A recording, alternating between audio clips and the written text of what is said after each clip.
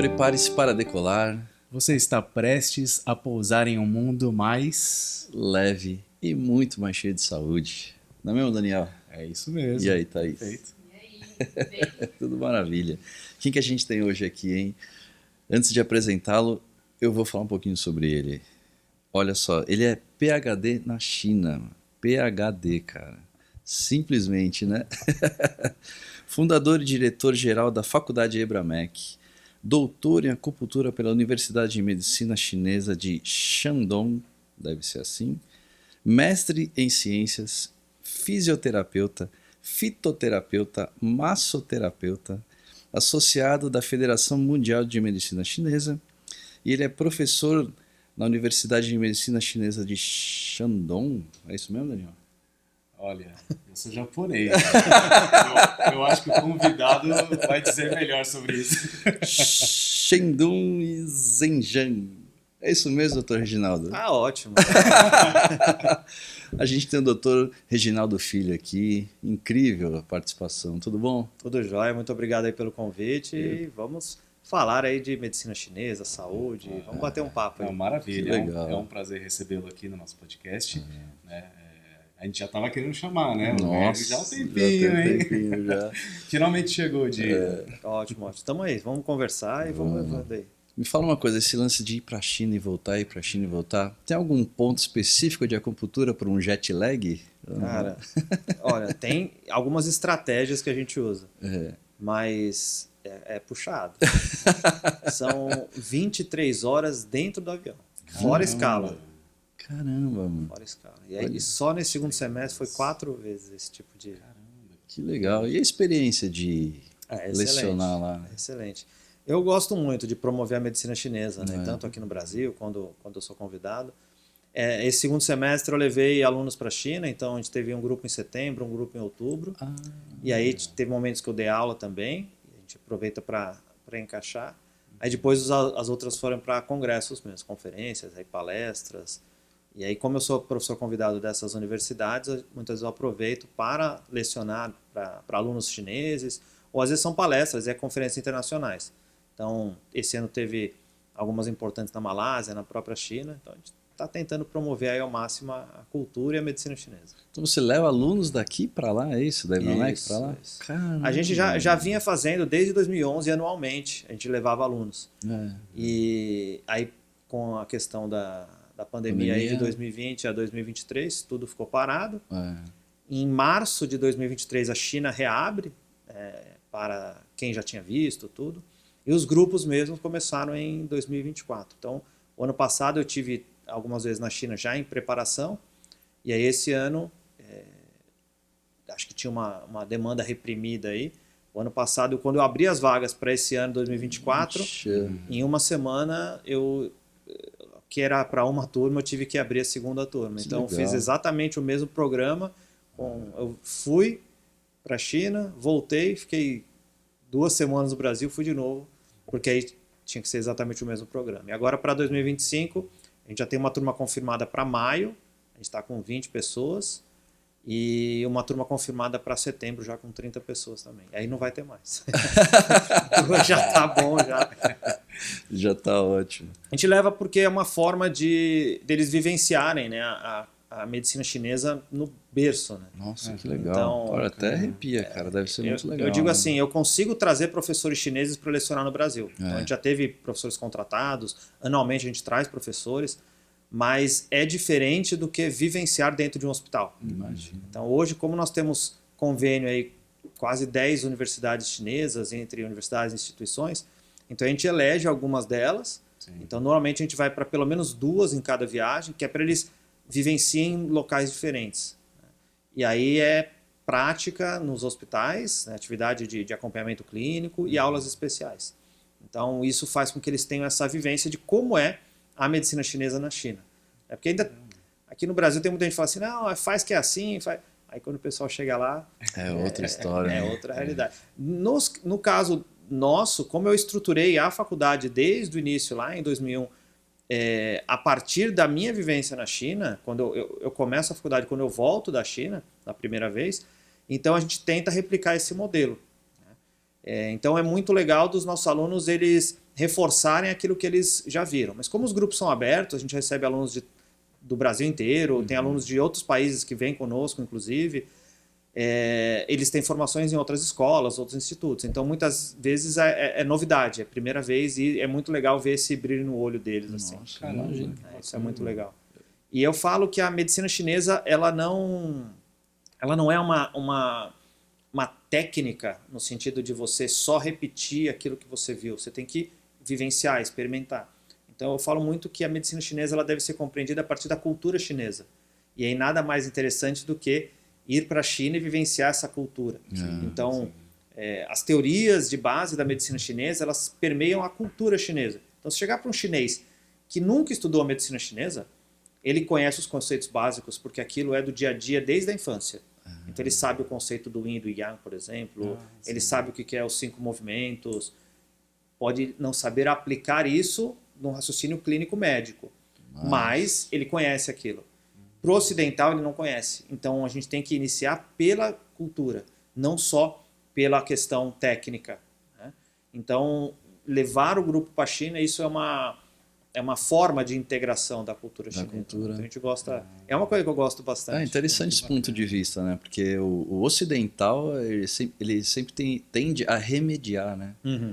O oriental, ele já, sei lá, ele se cuida antes, não é isso? Essa é a premissa, né? Existe um termo em chinês que às vezes eu vou falar alguns termos e eu vou explicando eles, né? O termo é Ji Wei Bin. Ji é tratar, Wei é ainda não, e Bin é doença. Então é tratar o ainda não doente. Então, e aí que tá, é diferente do conceito ocidental de prevenção. Né? O conceito ocidental de prevenção é você, às vezes, nem entrar em contato com o fator patogênico, por exemplo. Né? Na medicina chinesa envolve isso, obviamente, de evitar, mas principalmente de estar preparado ou, no mínimo sinal, já fazer a atenção. Então é assim, eu comecei a puxar o nariz, ainda não estou com todos os sintomas de resfriado. Se eu for realizar um exame, pode ser que eu não tenha, eu estou dando um exemplo de resfriado que não tem exame, mas qualquer outra doença. Pode ser que num exame clínico eu ainda esteja dentro de um parâmetro de normalidade, mas eu já comecei a ter um certo sintoma. Mas eu vou tratar antes disso virar uma doença.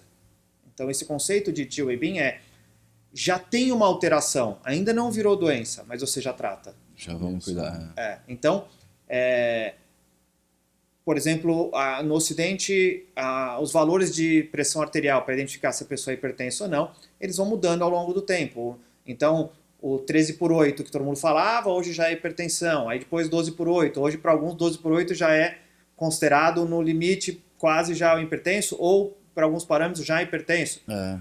A questão é, você já tem sinais e sintomas, já vamos intervir, independente se você atingiu só o valor clínico.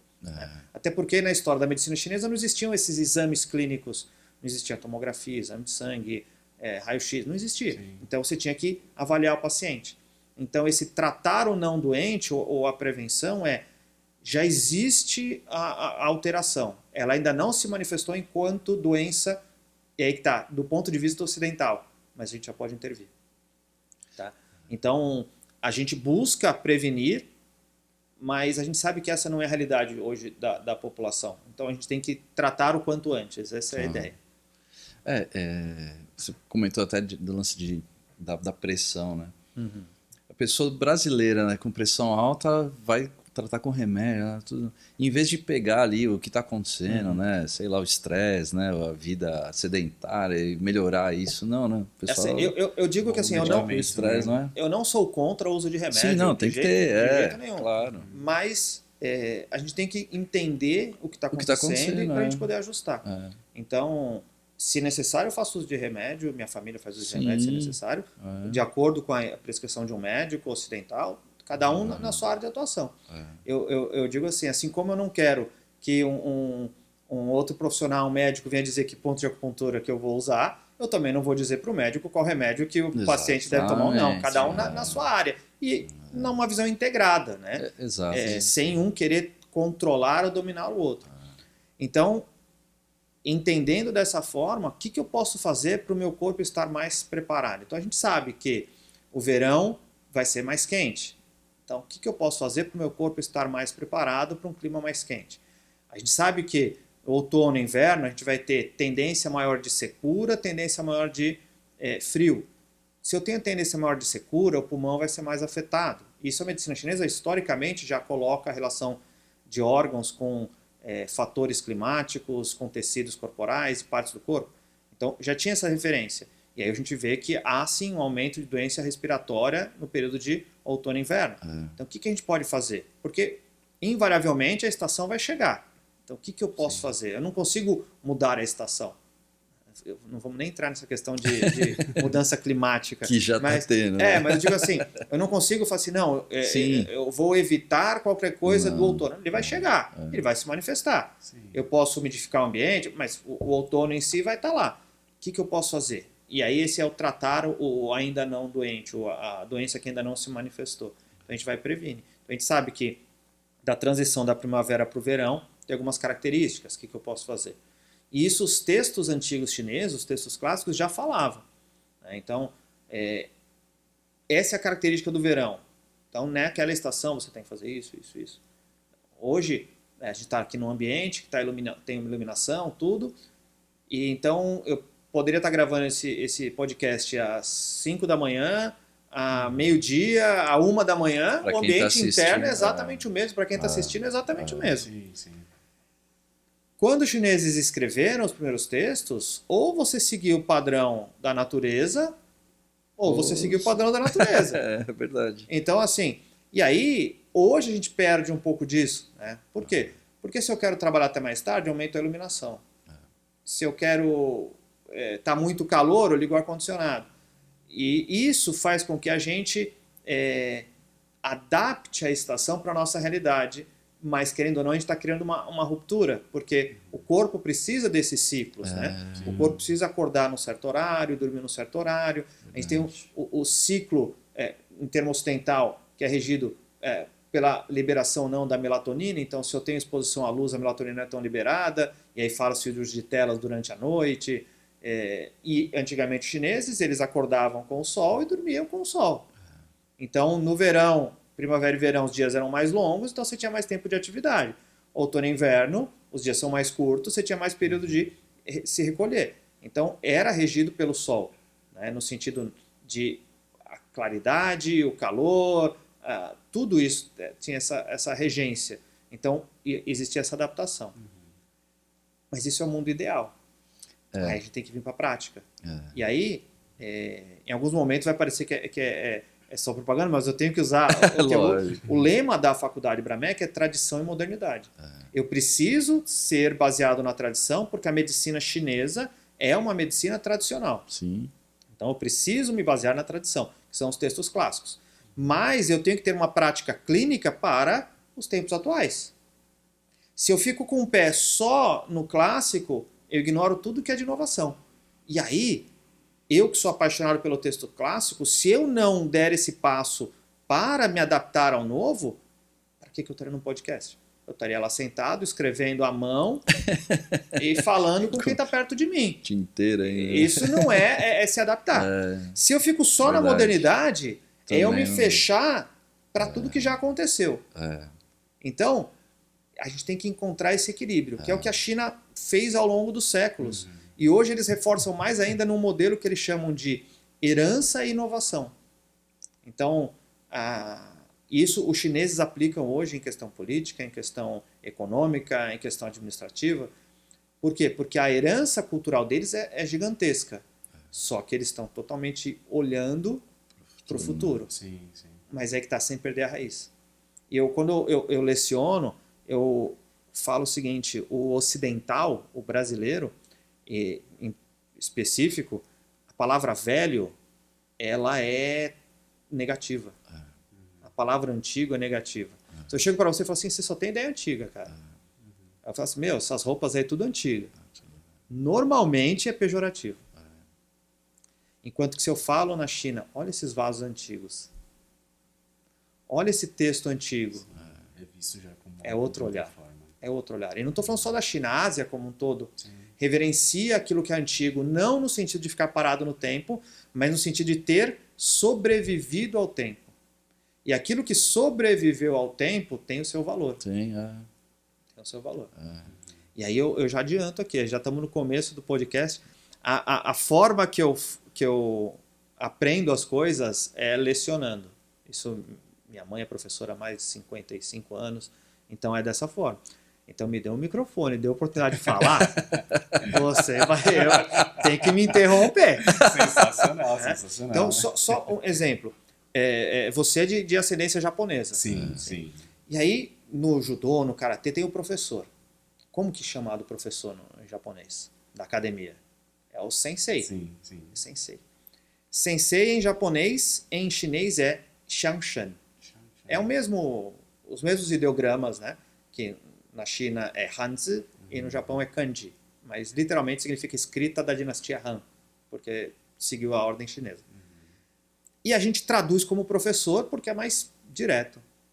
Mas o significado, como é o mesmo ideograma, tanto em japonês quanto em chinês, se você olhar o ideograma, nasceu primeiro. Nasceu antes. Então, ele é professor porque ele nasceu antes, não só de idade, mas para aquele conhecimento. Então, olha de novo a ideia do antigo sendo valorizado. A própria Bachan, né, que eles falam, né, as vozes. Que rege a cultura. Então, o nascer primeiro é o que vem antes. A expressão, se você pegar um dicionário e colocar em chinês, né, em português chinês, professor, vai vir o termo Lao Shi. Lao é velho. E Shi é aquele que desempenha uma atividade. Aí ficou Lao Shi como para professor. Então, essa ideia de que aquilo que é antigo tem um valor é muito mais cultuado e reverenciado e valorizado na Ásia. E aqui no Brasil, nós somos treinados de que um conhecimento é substituído pelo novo, que vai ser substituído pelo novo, que vai ser e assim por diante. E a galera mais velha é jogada de lado mesmo. Total. Né? Perde emprego, asilo. Nossa, cara, você puxou um assunto. Então, assim, você vai ver que aquele médico lá, poxa, acho que ele já não está mais tão atualizado. Você vai na China, aquele médico, olha a idade dele, olha o tanto de experiência que ele já tem. Olha o olhar como é outro. Sim, já muda. Né? Você entendeu? Então, por quê? Porque nós somos treinados de que um conhecimento substitui o outro. É só a gente lembrar. O que a gente aprendeu na quinta série, raramente você vai ver de novo na sexta ou na sétima, porque meio que é gradual. Isso. E aí quando você fala, vou revisar para uma prova, você não revisa o que veio antes, você revisa o último. Por quê? Porque a ideia é de que o último é o mais importante. E aí quando eu ensino a medicina chinesa, a primeira teoria que a gente aprende é a teoria do Yin e do Yang. E essa teoria a gente vai usar para o resto da vida. Tanto que o método que eu desenvolvi, que eu promovo a medicina chinesa, eu chamo de método Kan Li. Kan é água e Li é fogo, como os trigramas, né? Aquelas linhas do Bagua e tal. Que nada mais do que a representação máxima do Yin e do Yang. Por quê? Porque naquilo que é mais simples, naquilo que é mais complexo, eu tenho que voltar para a teoria mais básica. Enquanto, de novo, que na formação ocidental, se aprendeu algo, aí sai um estudo científico, ele já ignora aquilo lá porque já não mais vale esse estudo. Aí na semana seguinte sai um novo estudo científico, descarta esse e vamos para esse. É reposição. E precisamos avançar, esse é o ponto. Mas naquilo, tradição e modernidade, eu preciso equilibrar.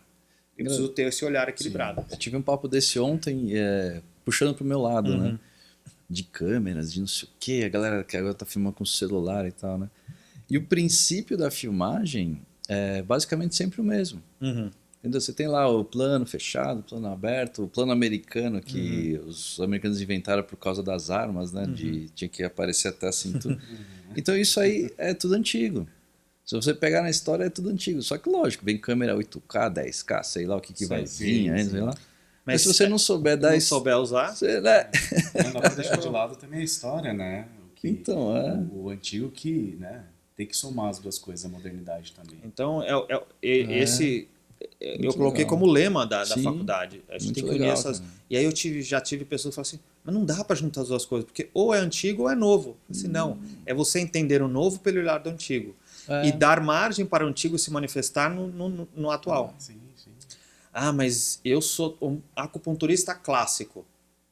Peraí, mas você usa agulha de aço inox, já é uma inovação, porque lá atrás não existia agulha de aço inox. Você entendeu? É tem que equilibrar. lógico. Então, lógico. é saber usar esse equilíbrio. E só para deixar claro, eu não estou querendo dizer que é para usar agulha de osso. Estou falando que é olhar o que era feito para se adaptar para hoje. Exato. Essa é a forma. Né? Então, como que a gente vai conseguir manter a medicina chinesa viva? É só assim. É tradução e modernidade. Outro dia eu vi um vídeo que eles estavam fazendo uma tomografia e era por cores até, né? Tava bem vermelho uma parte assim e tal. E, colocaram a agulhinha assim, ficou, sabe, um roxinho, azulou assim. Isso é um exame de termografia. Termografia. Então é uma câmera que filma com... Ela capta o infravermelho e aí ela consegue identificar a variação de cor. É algo que é muito usado na indústria. Então, por exemplo, uma indústria que o equipamento não pode aquecer até tantos graus, então fica uma câmera o tempo todo ali filmando que capta o infravermelho e aí capta a variação de calor. Então ela identifica a temperatura. Então, quanto maior a circulação do sangue numa determinada área, mais rápida essa circulação, você tem um aumento de temperatura ali, ou quando você tem um processo inflamatório, assim por diante. Então você olha lá. Aí dependendo da programação da câmera, é isso. O tom indo mais para o vermelho, para o amarelo, mais quente. Indo para o... Depende da programação. Verde, azul, roxo, mais frio.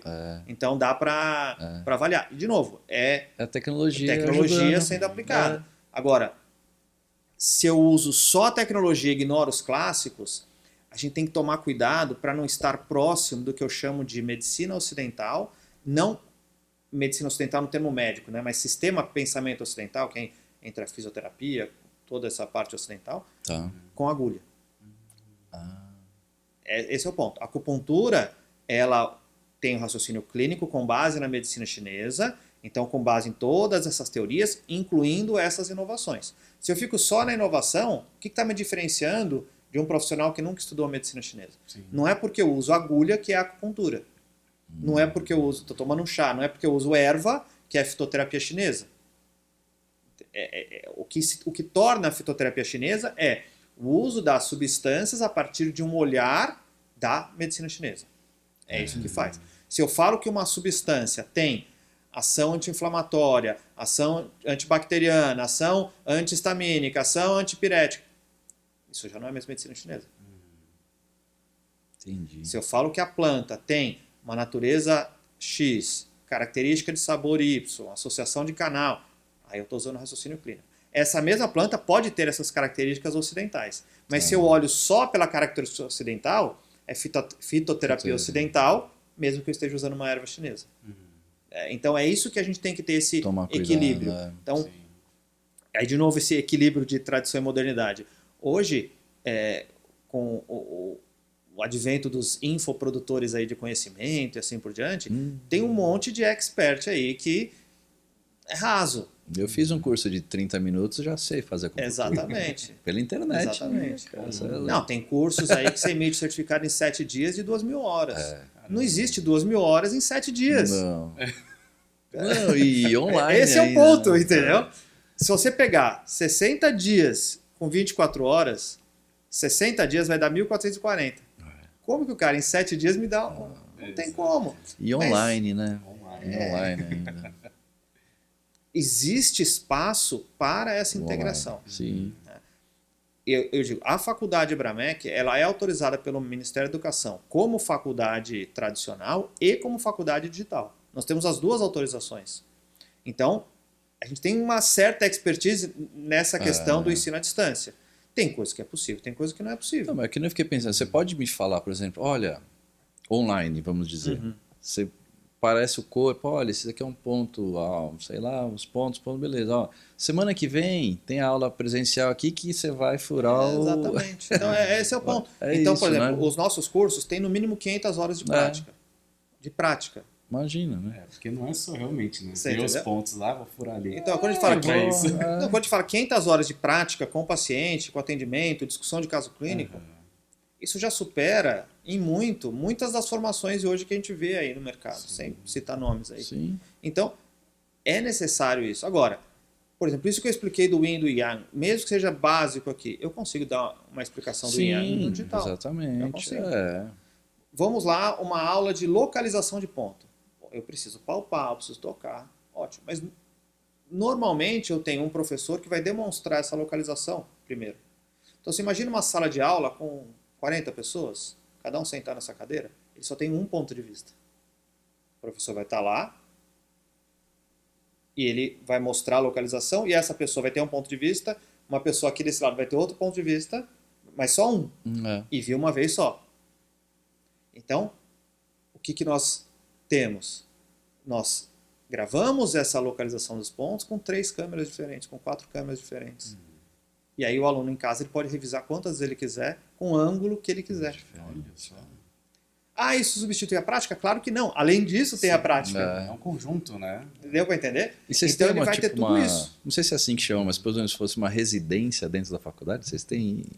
O aluno faz uma residência, não é isso, né? Mas É que assim, na área de saúde, no termo residência, como sua residência médica, não. Isso, Sim, nós temos o programa de residência em acupuntura. Para quem já é formado, que legal. ele pode ficar mais um ano só na clínica. Que legal. E aí ele faz o programa de residência. Então, todos os anos nós abrimos esse programa em janeiro e em julho, para começar em fevereiro e em agosto. Tá. Mas ele é aberto para... E aí, assim, aluno de qualquer instituição que esteja formado, né, ex-aluno, pode passar, aplicar para a prova, e se ele passar, ele pode se tornar um residente da faculdade. E hoje, muitos professores, tanto nossos, quanto que lecionam em várias escolas por aí, são formados no nosso programa de residência. Que legal. Porque as 2 escolas também já ficam... Porque eu lembro, uma vez que eu fui lá, tinha um ambulatório que fala, né? Que eu acho que vocês fazem com valores mais baixos ou até de graça, eu não lembro como é que funciona. Isso, hoje nós somos a única instituição no Brasil com ambulatório todo dia. De segunda a sexta, manhã, tarde e noite, sábado, manhã e tarde, domingo de manhã. Então, todos os dias tem atendimento à população. E muitos dos períodos são 2 ambientes simultâneos. Então hoje a gente está com 24 leitos de atendimento. Caramba, mano. E aí isso permite que o aluno desenvolva a prática. Então, inclusive, a gente recebe alunos de outras instituições que vêm fazer só a prática, alunos de outros países que vêm fazer prática, de Portugal, Argentina, Alemanha, Espanha. Eles vêm para fazer a prática. Por quê? Porque a gente consegue replicar a vivência intensiva que ele teria, por exemplo, se fosse para a China. Mas lembrando, na China é dentro de um hospital, é outra questão. Nós temos a clínica. Mas a gente tem, e aí eu tenho o ambulatório geral e os específicos. Então eu tenho medicina chinesa em ginecologia e obstetrícia, medicina chinesa em pediatria, em oncologia, técnicas específicas como acupuntura auricular, acupuntura craniana, acupuntura do mestre Tung. Então, quem quer se aprofundar em alguns sistemas ou especialidades, nós temos os atendimentos. E hoje, o paciente deve estar pagando em torno de 150 a 200 reais o mês de atendimento. E ele pode ir 1, 2 a 3 vezes por semana. E aí algumas condições, ou quando o paciente não tem condição financeira, nós oferecemos gratuitamente. Olha aí que legal. Então, é uma forma de tentar auxiliar o paciente. Eu digo que assim, uma questão que os gestores de instituições de ensino na área da acupuntura, ou aqueles que se dedicam à medicina chinesa, às vezes eles olham só para um aspecto. A gente tem que olhar para a medicina chinesa como uma grande área.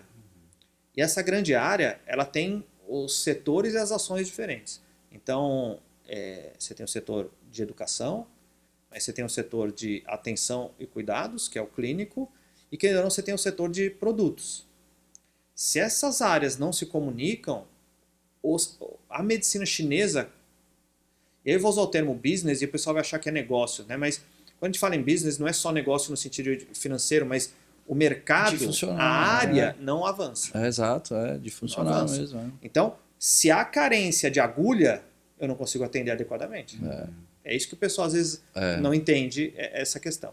Se não chega ervas para fitoterapia chinesa, como que eu vou desenvolver um curso de fitoterapia chinesa de qualidade? Se eu não tenho um curso de fitoterapia chinesa de qualidade, como que eu vou avançar na atenção ao paciente com qualidade? Então, uma coisa tem que estar linkada à outra. Então, dentro da instituição, eu tenho grande foco no ensino e no atendimento. Porque se eu não crio um público para ser atendido com acupuntura e medicina chinesa, hoje, o meu egresso, o meu aluno, lá no futuro, ele não vai ter um mercado de atendimento. Então, quando a gente faz um atendimento a custo zero ou a custo mínimo para o paciente, eu, enquanto gestor, ele não me dá nenhum retorno, esse atendimento, mas é uma questão de você pensar em mercado futuro. Sim. Porque dessa forma, mais pessoas recebem tratamento de acupuntura, mais pessoas se beneficiam com a acupuntura e mais pessoas vão falar da acupuntura lá na frente. É isso. Esse é um ponto. É. Então, eu preciso ter isso daí. Mas para isso, eu preciso ter profissionais de qualidade para atender o serviço, para que isso gere resultado adequado. Então, é uma cadeia. E aí, para que eu tenha isso, eu preciso ter produto. Então, é olhar para o mercado, e de novo, não é mercado só pensando em dinheiro, mas olhar para a medicina chinesa como ela deve ser olhada, como outras áreas são olhadas. E o pessoal da medicina chinesa, às vezes, não tem esse olhar. E aí a gente vê, por exemplo, uma diminuição de lojas de acupuntura. Isso não é bom para o mercado medicina chinesa. Porque se as lojas enfraquecem, é porque tem menos gente comprando ou usando estratégias não adequadas para compra. Sim, sim. E aí, ao fazer isso, o mercado não avança, o setor não avança. Então, tudo isso tem que ser pensado. Se a gente tem cursos de baixa qualidade, vai formar profissional de baixa qualidade que vai ter menos resultado clínico, que não vai gerar um paciente lá no futuro. Então, são coisas que a gente tem que pensar. E o paciente insatisfeito é o cliente chateado, né? É isso, e a questão é, se eu vou num médico e ele não me atende bem, eu saio daquele médico e vou para outro. Isso. E falo que aquele médico era ruim. Sim. Mas a medicina não é ruim. Exato. Se o paciente vai num acupunturista ruim, A acupuntura ele não fala funciona, que a acupuntura não funciona, que a acupuntura é ruim, não que aquele Caramba, profissional é era ruim. verdade. Sim. Então, uma escola que forma profissional de baixa qualidade está tirando o aluno meu e tirando o paciente dos meus alunos. Nossa, foi num ponto... Essa é uma questão. Então, e aí, pessoal das outras escolas, eu não estou falando o nome de ninguém, vamos deixar. Eu até olhei para a câmera, não sei se está me pegando agora, mas não estou citando nome de escola nenhuma. Mas é uma realidade. Não, mas isso tem- vale para todas as áreas. Eu sou, Mas isso eu é em sou primeiro todo. acupunturista, mas eu também sou fisioterapeuta. É, Quantas vezes eu escutei fisioterapia não serve para nada, fiz 10 sessões não serve para nada. Peraí, pode ser que aquele cara que não te Não sabe atendeu fazer. não deu bom resultado. fez um curso online, né? Entendeu? Então, assim, esse é o ponto. Vamos melhorar o nível. E aí, quando eu falo vamos melhorar o nível, envolve algo que a gente está discutindo já desde 2003, Exato. que é a regulamentação da acupuntura. Esse é um assunto legal da gente puxar, né? Recentemente, vocês foram para Brasília lá. Eu, fisicamente, não tinha Não. condições de ir, porque foi 4 dias depois dessa última quarta viagem para a China. Então, eu não tinha condições de ir. Jet lag tá Mas no máximo. a gente financiou uma parte do ônibus que foi, então Legal. foram 18 pessoas aqui de São Paulo para Brasília, É. 12 relacionadas com a faculdade que estavam participando. O Rafael, que é da nossa diretoria, esteve lá em Brasília, foi lá em Brasília também. E aí destacar um papel hoje de 3 instituições aí que estão à frente desse procedimento em Brasília, que é o CNA, SBA e FENAB. Eles estão lá em Brasília fazendo uma ação muito, muito interessante nesse momento. E o pessoal precisa entender que a regulamentação é importantíssima. Sem regulamentação, a gente sempre vai ter a sombra de uma outra profissão corporativista falando que só eles podem fazer acupuntura. Tendo a regulamentação, se alguém falar, ele fala assim, ó, tá aqui na lei. Isso. Enquanto não tem a regulamentação, essa outra profissão que é mais corporativista, aí o pessoal pode comentar aí, vai sempre ficar tentando falar que eles são os únicos que podem fazer. E muitos deles estudaram com outros profissionais, entendeu? Então, é meio complicado. Então, é importantíssima a regulamentação. Mas, assim, colocando quem não sabe o que aconteceu, né? Eles estão tentando fazer com que a profissão, né, de acupunturista, toda, né, essa massa aí que cuida da gente muito bem, virar uma profissão, né? O que a gente precisa é a aprovação do projeto de lei. Isso. Porque, vamos dizer, profissão já mas só não é regulamentada, é, vamos dizer isso, assim. é exatamente isso. A questão Há é, quantos anos vocês estão brigando? olha, A primeira cartinha foi quem que foi você que escreveu, não foi? O projeto de lei que está hoje sendo é de 2003. Olha aí. Caramba. 2003. Olha aí, cara. Foi apresentado pelo então deputado Celso Russomano. Isso. Ele ficou na Câmara dos Deputados de 2003 a 2016. Perdão, 2003 a 2019, ficou 16 anos lá. Aí em 2019 ele é aprovado na Câmara dos Deputados e segue para o Senado. Isso. Aí em 2020 o mundo para, né? E aí de 2019 até hoje ele está no Senado. Agora, no dia 11 de dezembro, ele foi aprovado na CAS, que é a Comissão de Assuntos Sociais, que seria a etapa final para ir para votação no plenário. Caramba. E aí tem um senador que é médico que ficou lá fazendo de tudo para tentar interromper, atrapalhar, postergar. E aí foi aprovado na quarta-feira, dia 11, para seguir para o plenário. Aí na quinta foi aprovado um requerimento dele para passar por uma nova comissão, que é a Comissão de Educação. Então agora a gente tem que esperar 2025 para ir para a Comissão de Educação, aí provavelmente vai ter audiência pública de novo, e eles ficam postergando isso. Né? Eu digo assim, nesse momento não é questão de quem redigiu ou não redigiu, Sim. porque eu auxiliando lá atrás, na origem tinha falhas, eu não era legislador, eu auxiliei. E coloquei coisas que eu achava que deveria ter, mas que por falta de conhecimento meu, e obviamente aí o deputado que apresentou, ele teria que analisar se aquilo é adequado ou não, tinha questões que eram inconstitucionais. Por exemplo, eu falava que deveria ter um Conselho Federal de Acupuntura, que eu acredito que deveria ter, mas isso é atribuição exclusiva do presidente, então você não pode colocar isso no projeto de lei. Eu achava que era importante ter uma prova para pessoas poder exercer ou não, como é na China, como é nos Estados Unidos, como é em outros países, mas isso também não caberia naquele momento. Então, tinha questões que eu coloquei que eu considerava importante. Na época, o advogado do Satosp, a gente colocou que a gente considerou importante, mas o projeto ele era inconstitucional de saída. Não o projeto, perdão, mas tinha artigos. Então, faço aqui a minha culpa, porque eu não conhecia, mas assim, eu apresentei o que eu achava que era adequado, e caberia aí, no caso, a equipe do então deputado fazer essa revisão ou seguir. Foi sendo ajustado, foi como todo o projeto, e tivemos aí auxílio e ajuda de diversos profissionais. Eu citei essas 3 instituições que agora são as que estão realmente tocando tudo isso já há alguns anos. E por ações deles, conseguimos que o projeto todo não fosse inconstitucional lá atrás. Então vamos tirar só isso aqui. Porque se cai todo o projeto, perde-se tudo. Né? Então hoje a gente está nesse caminhar. E aí entra uma questão. Será, e aí é uma questão para pensar, será que só os médicos que não querem regulamentação ou que querem do jeito deles? Esse é o ponto. Será que todos os profissionais de acupuntura querem a regulamentação? Eu acredito que sim. Ou eu acredito que deveria ser um sim essa resposta. Mas será que as escolas de acupuntura querem a regulamentação? Por quê? Porque vindo a regulamentação tem que seguir regra. Sim. Esse é um ponto. E aí, infelizmente, a gente sabe que a grande maioria não quer. A grande maioria não quer. Porque tem que seguir regra. Mas não é que não quer, talvez não entendeu o projeto, porque ele abre margens para você ter outras possibilidades. Lógico.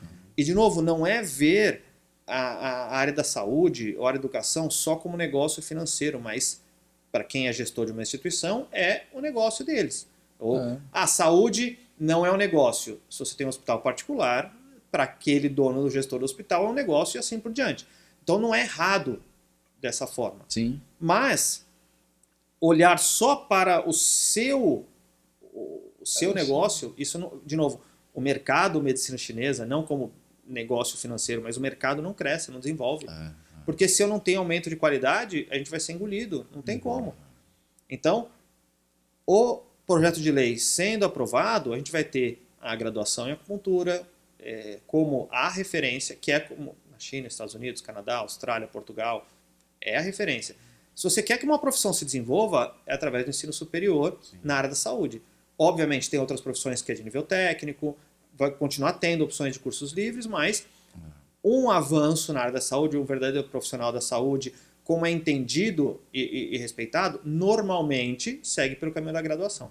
Então, quando eu falo que esse é o caminho normal das outras profissões. Exato. Ponto. Não é que eu estou defendendo porque eu já sou faculdade. Sim. Quando eu volto da China a primeira vez em 2001, eu vejo como que era de fato lá. Eu assim, não, esse é o caminho. Esse é o vai demorar, caminho, mas sim, esse é o sim. caminho.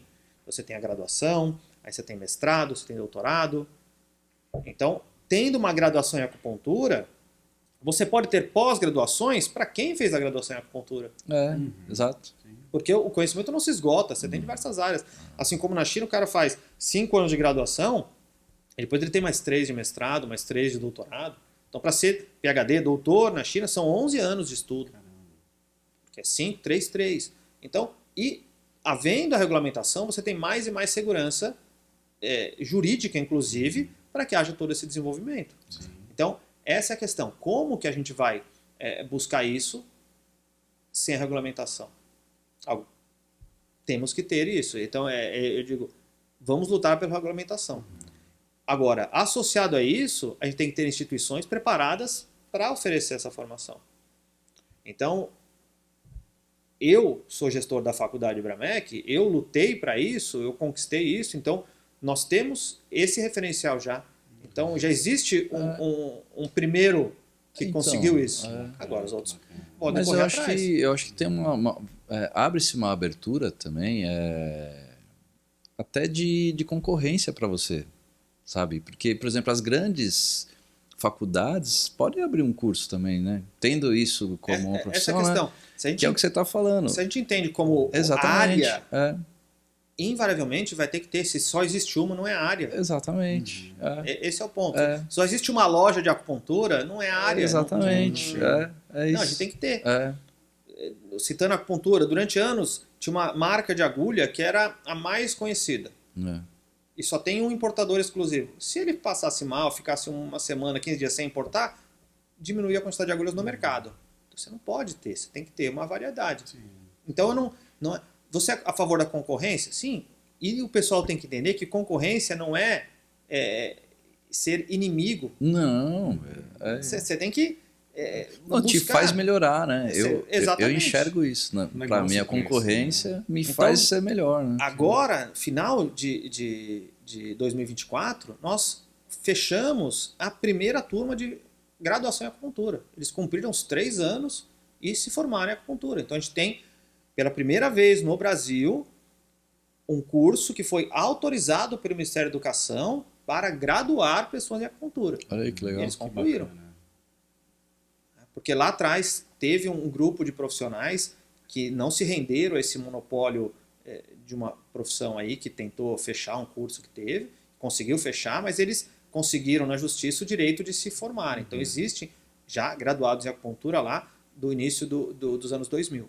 Mas como o curso era oferecido pela uma universidade, que era a Estácio de Sá, a universidade tem autonomia, ela não precisa pedir autorização para o MEC para iniciar. Ela iniciou o curso. E aí no meio do caminho tentou fechar, então... E esses daí entraram na justiça e graduaram. O nosso é o primeiro que teve autorização do MEC. E isso foi um passo gigantesco. A gente conseguiu autorização de graduação em acupuntura, graduação em fitoterapia e graduação em massoterapia. Todos com foco em medicina chinesa. Então a gente formou agora a primeira turma de acupuntura. Isso já dá margem para outros também replicarem esse modelo. Sim. E aí, mas alguns falam assim, mas não existe um referencial. Todo curso que é inovador e é o primeiro... Não tem um referencial. Qual foi a base que eu segui? Na China. A referência da China, só que lá são 5 anos, então a gente tem que adaptar, porque a gente tem que fracionar o curso. Não adianta eu chamar um curso de medicina chinesa, porque o termo medicina fica restrito. Então, a gente separou em acupuntura, fitoterapia e masso. Né? E o referencial é a Organização Mundial da Saúde, porque ela já publicou um benchmark sobre treinamento em acupuntura. Então, ela fala que, para quem não teve nenhuma formação prévia, uma graduação no sistema deveria ser de 2.500 horas. Então a gente seguiu exatamente o que ela sugere. Então ela coloca 500 horas de prática, a gente tem lá 560 horas de prática. Então a gente seguiu exatamente as recomendações da OMS. O padrão, né, de sequência de disciplinas como nas universidades chinesas. o padrão de referencial da Federação Mundial de Acupuntura, Federação Mundial de Medicina Chinesa, as quais nós somos membros. Então, nós seguimos esse modelo. Isso é importante para que o aluno tenha segurança de aprender com qualidade, segurança jurídica, porque nós somos autorizados pelo Ministério da Educação, só um parênteses, que hoje também está na moda colocar o selinho lá, curso reconhecido pelo MEC. Né? Pós-graduação, vamos só para assim, pós-graduação, não sou eu que estou dizendo, é só pesquisar. CNE 01/2018, que é a resolução do Conselho Nacional de Educação, que rege pós-graduação. Quem pode oferecer pós-graduação? Faculdade, centro universitário, universidade. Ponto. Não é isso, não está de acordo com essa resolução. E aí, cada um entra lá e questiona. Sim. Então, hoje está na moda, assim, o pessoal que vendia muitos cursos e marketing digital, e hoje fala assim, não, crie o seu infoproduto e transforme numa pós-graduação. Mas peraí, vamos com calma. Sim. E aí você tem essas questões aí. Você recebe o certificado de pós-graduação em uma semana, 15 dias. Não tem como. Não tem como. Não tem como. Mas é essa concorrência. Então, de novo, concorrência tem que ter, mas desde que siga-se as normas. Sim, então, sim. o aluno que está interessado em ingressar numa instituição de ensino de acupuntura, ele tem que buscar as informações corretas. Então, a gente se coloca aí para direcionar, indicar quem desejar. Então, você indica só a sua instituição? Não, tem várias. Não tendo essa questão de querer graduação ou não, tem um monte. Sim. Hoje, tem 3 formas de estudar acupuntura no Brasil. Curso livre, pós-graduação e graduação. Graduação autorizada, hoje a gente só tem essa no Brasil. Tá? Mas tem outra instituição que já está oferecendo online. Aí outra questão. Então, esse é um ponto que eu até gostaria de perguntar, né? Com a pandemia, muita coisa mudou, né? Isso. E como que foi para a Ebramec, né, se adaptar ao curso online? Como vocês fizeram nesse questão período? Foi assim, em dezembro de 2019, como nós já somos faculdade presencial e faculdade digital, a gente já tinha plataforma digital. Ótimo. A gente já tinha plataforma digital, validada pelo MEC, autorizada pelo MEC, ou seja, já seguia os padrões que são necessários. Sim. Que são padrões mínimos de controle de frequência, controle de tempo de uso, disponibilidade de material, acesso a interações ao vivo. Então a gente já tinha tudo isso. Em dezembro de 2019, nós melhoramos a nossa plataforma. Nós mudamos por completo o nosso sistema. Então a gente já vinha num processo, em 2019 a gente virou a chave. Então, quando teve, em 16 de março, né, que foi o fatídico dia que tudo vai fechar, Nossa Senhora.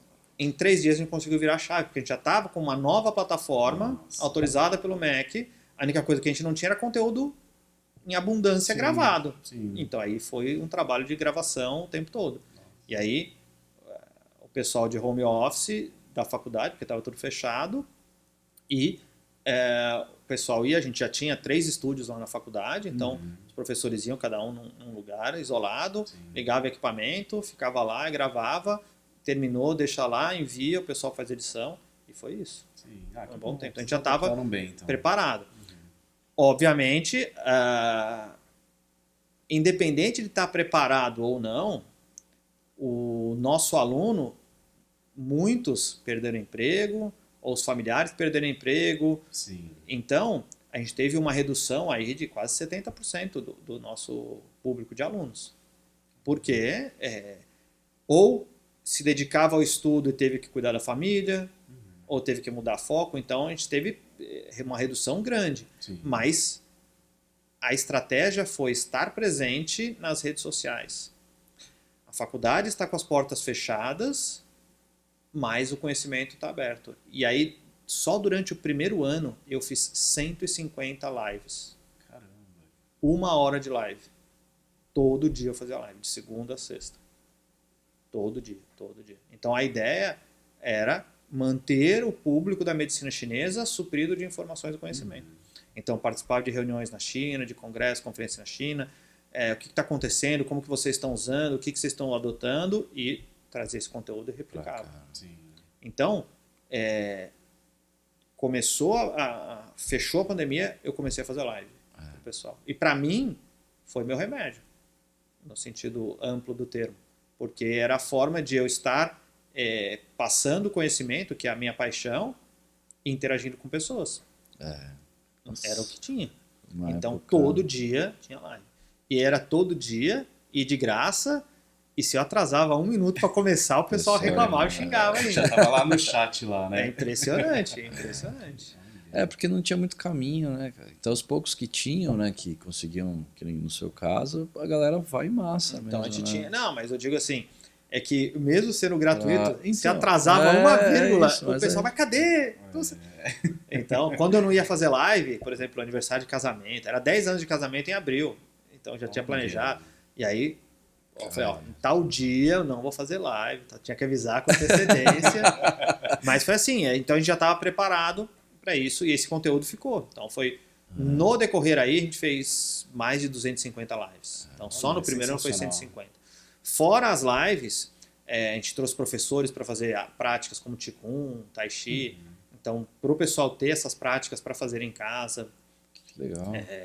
A gente converteu todos os nossos eventos para a modalidade digital. Então, congresso, simpósio. Então, tudo foi transferindo para o online. Então, a gente conseguiu ir suprindo o pessoal com essas informações. E foi dando sequência nos cursos naquilo que era possível. Porque eu não tenho só os cursos de acupuntura de longa duração, tinha cursos curtos, esses todos caíram. Os cursos menores caíram. Os cursos de massoterapia caíram. Caramba. Então, aí foi toda uma conversão. Então, um curso que se desenvolveu muito foi de dietoterapia chinesa. Porque é um curso que ele tem uma questão mais teórica do que vivência prática. Eu posso falar sobre uma cenoura, eu não preciso tocar a cenoura na sala de aula, porque todo mundo sabe que é uma cenoura. Então, a gente conseguiu expandir esse curso. O curso de fitoterapia chinesa expandiu muito. Então, o nosso curso, e quando eu falo expandiu, inclusive em tempo, ele era um curso que era de 12 meses presenciais, e hoje está em 18 meses no digital, e só que hoje a gente ainda tem ambulatório de fitoterapia, ambulatório de dieta. Então, a pessoa tem estudo, mas pode vir para a parte prática. Que legal. Porque o ambulatório de fitoterapia, ele não tem a prática clínica do agulhamento como de acupuntura. Ele é analisar as informações, interpretar as informações e indicar um alimento, indicar de acordo com a medicina chinesa, né? Não é dieta de nutrição, mas sugerir os alimentos pela medicina chinesa, sugerir a fitoterapia pela medicina chinesa. Então você consegue fazer isso à distância também para auxiliar. Né? E aí, com isso veio o desenvolvimento de teleatendimento, teleconsulta, que é uma área que cresceu não só durante a pandemia, já vinha crescendo, mas se desenvolveu muito. Então, inclusive parcerias na China, como que eles têm feito, como que eles estavam desenvolvendo. Eu não consigo, por exemplo, tocar o pulso do paciente, que é uma forma de diagnóstico muito clássica na medicina chinesa. Mas eu consigo ver o rosto, eu consigo ver a língua, eu consigo fazer todo o interrogatório. Então, muito a gente consegue fazer. Eu não consigo o que demanda toque, mas a gente consegue auxiliar. E aí vem as técnicas de acupressão e automassagem para indicar o paciente. E hoje, com a tecnologia, seja Skype, seja Zoom, seja Google Meet, você consegue ver o paciente em tempo real. Então você consegue corrigir, pressiona aqui, ele vai pressionar errado. Você, não, ajusta o dedo. Então você consegue ajustar. Nada substitui o toque direto. Sim. Mas há estudos indicando que há benefícios nesse tipo de abordagem. Há aplicativos, inclusive, que foram desenvolvidos em relação à pesquisa para ensinar, sugerir como executar esse toque. E aí você tem que fazer um treinamento, você tem que ter vídeo. Tudo demanda preparo, não tem jeito. Sim. Então, muitas instituições simplesmente, e aí não só estou mencionando, converteram, em vez de ser aula presencial, para aula online ao vivo. Ou termos, e aí surgiram vários termos, né? Presencial online, peraí. Ou é presencial ou é online, né? O híbrido até que é bonitinho quando dá certo, né? Mas eu digo assim, presencial pelo computador? Não é, ou é presencial. E aí o que acontece? A que tá ao dinâmica vivo, né? de estar sentado numa Isso. sala de aula com um professor presencialmente é uma coisa. Você ajusta a sua postura, você olha, o professor muda, então você está mudando o foco. Ficar das 9 da manhã às 5 da tarde olhando para uma tela, não dá. Isso não sei o que eu estou falando, vários estudos mostram. Não rende. E também não rende para o professor. Então a gente trabalhava num modelo integrado de material pré-gravado com interação ao vivo. Então o aluno assistia o material gravado e tirava dúvidas, aprofundava no ao vivo. Por quê? Porque, de novo, das 9 da manhã às 5 da tarde, isso não era producente. Porque você tem fadiga postural, você tem fadiga de campo de visão, você tem várias fadigas que eram geradas. Então, a gente trabalhou nesses modelos. Né? Por isso que hoje a gente tem uma base com muito material gravado. Por quê? Porque a gente gravou. E aí que tá, não é pegar uma aula antiga que gravou por gravar, vocês trabalham com gravação, aula para ser dada em sala de aula é outro modelo, estratégia para uma aula online. Então, inclusive a nossa equipe interna, do que a gente chama de Ebramec Digital, ela ampliou durante a pandemia. Enquanto muitas instituições diminuíram, a gente conseguiu manter toda a pandemia sem dispensar nenhum funcionário por conta da pandemia, a não ser que houvesse alguma questão pessoal ou não era redução de custo por conta da pandemia. Sim. E o Ebramec Digital a gente teve que ampliar, porque eu precisava de mais gente para editar, mais gente para subir os vídeos e revisar. Sim. Por quê? Porque a gente fez gravação específica. Então, ou era gravação específica com o professor de corpo todo, ou gravação específica com plano sentado, com chroma key, porque a gente conseguia fazer interação, e aí colocava imagem. Isso é um modelo digital que a gente adotou.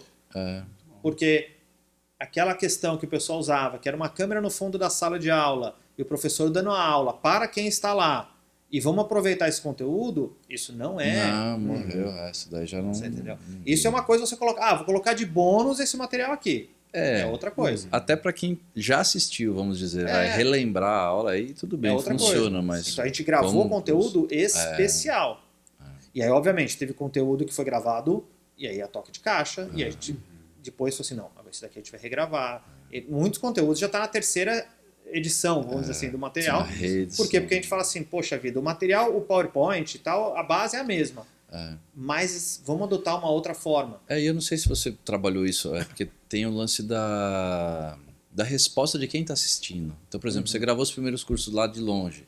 Os caras, mas não consigo ver a tela. Tá bom, vamos fazer outro.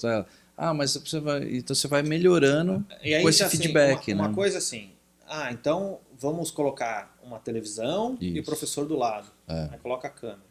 Aí, vocês tecnicamente sabem que dependendo da iluminação da tela, ou a iluminação do professor vai ficar escura, ou da tela vai ficar escura. Não tem muita mágica. Então a gente vai pensando, como que a gente vai fazer? Então, e pior, a gente ainda usava televisão, mas se você usasse projeção, aí acabou. Porque aí se você ilumina, o projetor some, que é uma questão, quando você tem evento, o congresso vai filmar, a gente tem que planejar muito bem. Apaga a luz, o professor fica uma sombra ali andando. Aí você vê, quantos? É complicado, então a gente vai tentando ajustar. E o modelo que a gente percebeu mais interessante, que é o que eu utilizo com maior frequência, é o professor inserido dentro do slide. Então a gente usa aí, e aí você tem programas hoje, aplicativos até gratuitos aí que o pessoal utiliza, que você consegue fazer edição simples e direta, e você consegue estar o professor inserido, então você tem... E muitos vídeos eu que gravei, então tinha que ter uma câmera boa, parada, um chroma key legal, e tem que ser legal, porque senão dá uns probleminha, e pensar, e aí outro detalhe, pensar no PowerPoint, você pode usar outro programa, o PowerPoint ainda é referência. Lógico. Você tem outros modelos, mas todo mundo vai usar, vou usar Canva, aí o pessoal usa Canvas e coloca no PowerPoint. Mas eu vou falar PowerPoint e a Microsoft não me dá nada por isso, mas você tem lá. Aí você tem que pensar o PowerPoint com a interação. Porque aí eu vejo o pessoal colocando o PowerPoint com texto, aí a hora que entra o professor, cobre o texto. Aí seria a mesma coisa do aluno estar sentado e o professor está na frente do slide. Ele não consegue ler. Então, você tem que planejar. Então, aonde vai ficar... Isso demanda um tempo. Sim, exatamente. Então, a gente foi planejando, foi evoluindo. E aí, como que a gente vai fazer essa troca? Como que a gente vai fazer a transição das imagens? Como não vai? Então, o modelo que eu adotei, eu faço quando é meu material, faço toda a gravação. E aí eu já mando para o editor assim, esse aqui é um ponto de corte, esse aqui é um ponto de corte, esse aqui é um ponto de corte. Ou, porque às vezes acontece, você tá lá e vem um espirro, vem uma tosse, ou vem um barulho que você pode ter o estúdio mais preparado do mundo, tem uns barulhos que não dá conta. Tem coisas que não tem como. E aí olha lá e fala assim, nesse momento você tem que cortar, nesse momento você vai juntar. Então eu já dava toda a referência. Por quê? Porque o editor não necessariamente entende medicina chinesa. Então ele não sabe se aquele é o ponto de corte exato ou não. Então a gente tem que ter essa preocupação. Na minha linguagem a gente chama decupagem. Então, tem a linguagem técnica. Eu já mandava o vídeo. Então muitos vídeos eu já gravava, e esse é um outro detalhe. Não adianta você gravar um vídeo de 1 hora. Hoje quase ninguém assiste um vídeo de 1 hora. Só Quase se for ninguém. uma aula muito boa mesmo. Mas às vezes o cara ele vai fracionar para ele assistir. Exatamente. Então eu já fazia vídeos de 7, 10 minutos, Dentro 20 pra ele minutos, falar, e aí eu já cortava o vídeo. É isso. Então eu já falava assim, ó, aqui você vai curiosidade. colocar, e aí eu não sei os termos técnicos, mas aqui você vai colocar, a gente tinha a vinheta de entrada e a vinheta de saída. É o termo que eu colocava para ele, é isso aí. Isso aí. E aí eu tinha uma aula de 6 horas com 30 vídeos, Exato. com 35 vídeos. E isso ainda me dava vantagem que na plataforma eu conseguia saber quantos vídeos ele abriu e quanto tempo de retenção eu tive em cada vídeo. Exato. Se eu coloco um vídeo de 1 hora, ele clicou, vídeo aberto. Então, e tem um lance que é legal também, algumas plataformas liberam a próxima aula se ele assistir a primeira. Então, por exemplo, às vezes o cara olha, porque às vezes o cara olha assim, eu quero só saber o ponto tal, deixa eu assistir essa aula. Não, tem que assistir tudo. Então a gente Inclusive eu já fiz um assim. Tá vendo? Não, mas assim, dá pra eu saber se ele tentou pular vídeo na plataforma. Esse é o ponto. Ele vai mostrando. Ele vai me indicar e quanto tempo abriu. Porque também assim, clicar, fechou, clicar, fechou, clicar, fechou, clicar, fechou. Querendo ou não, é o cara que vai na aula presencial e fica no celular. Não, então.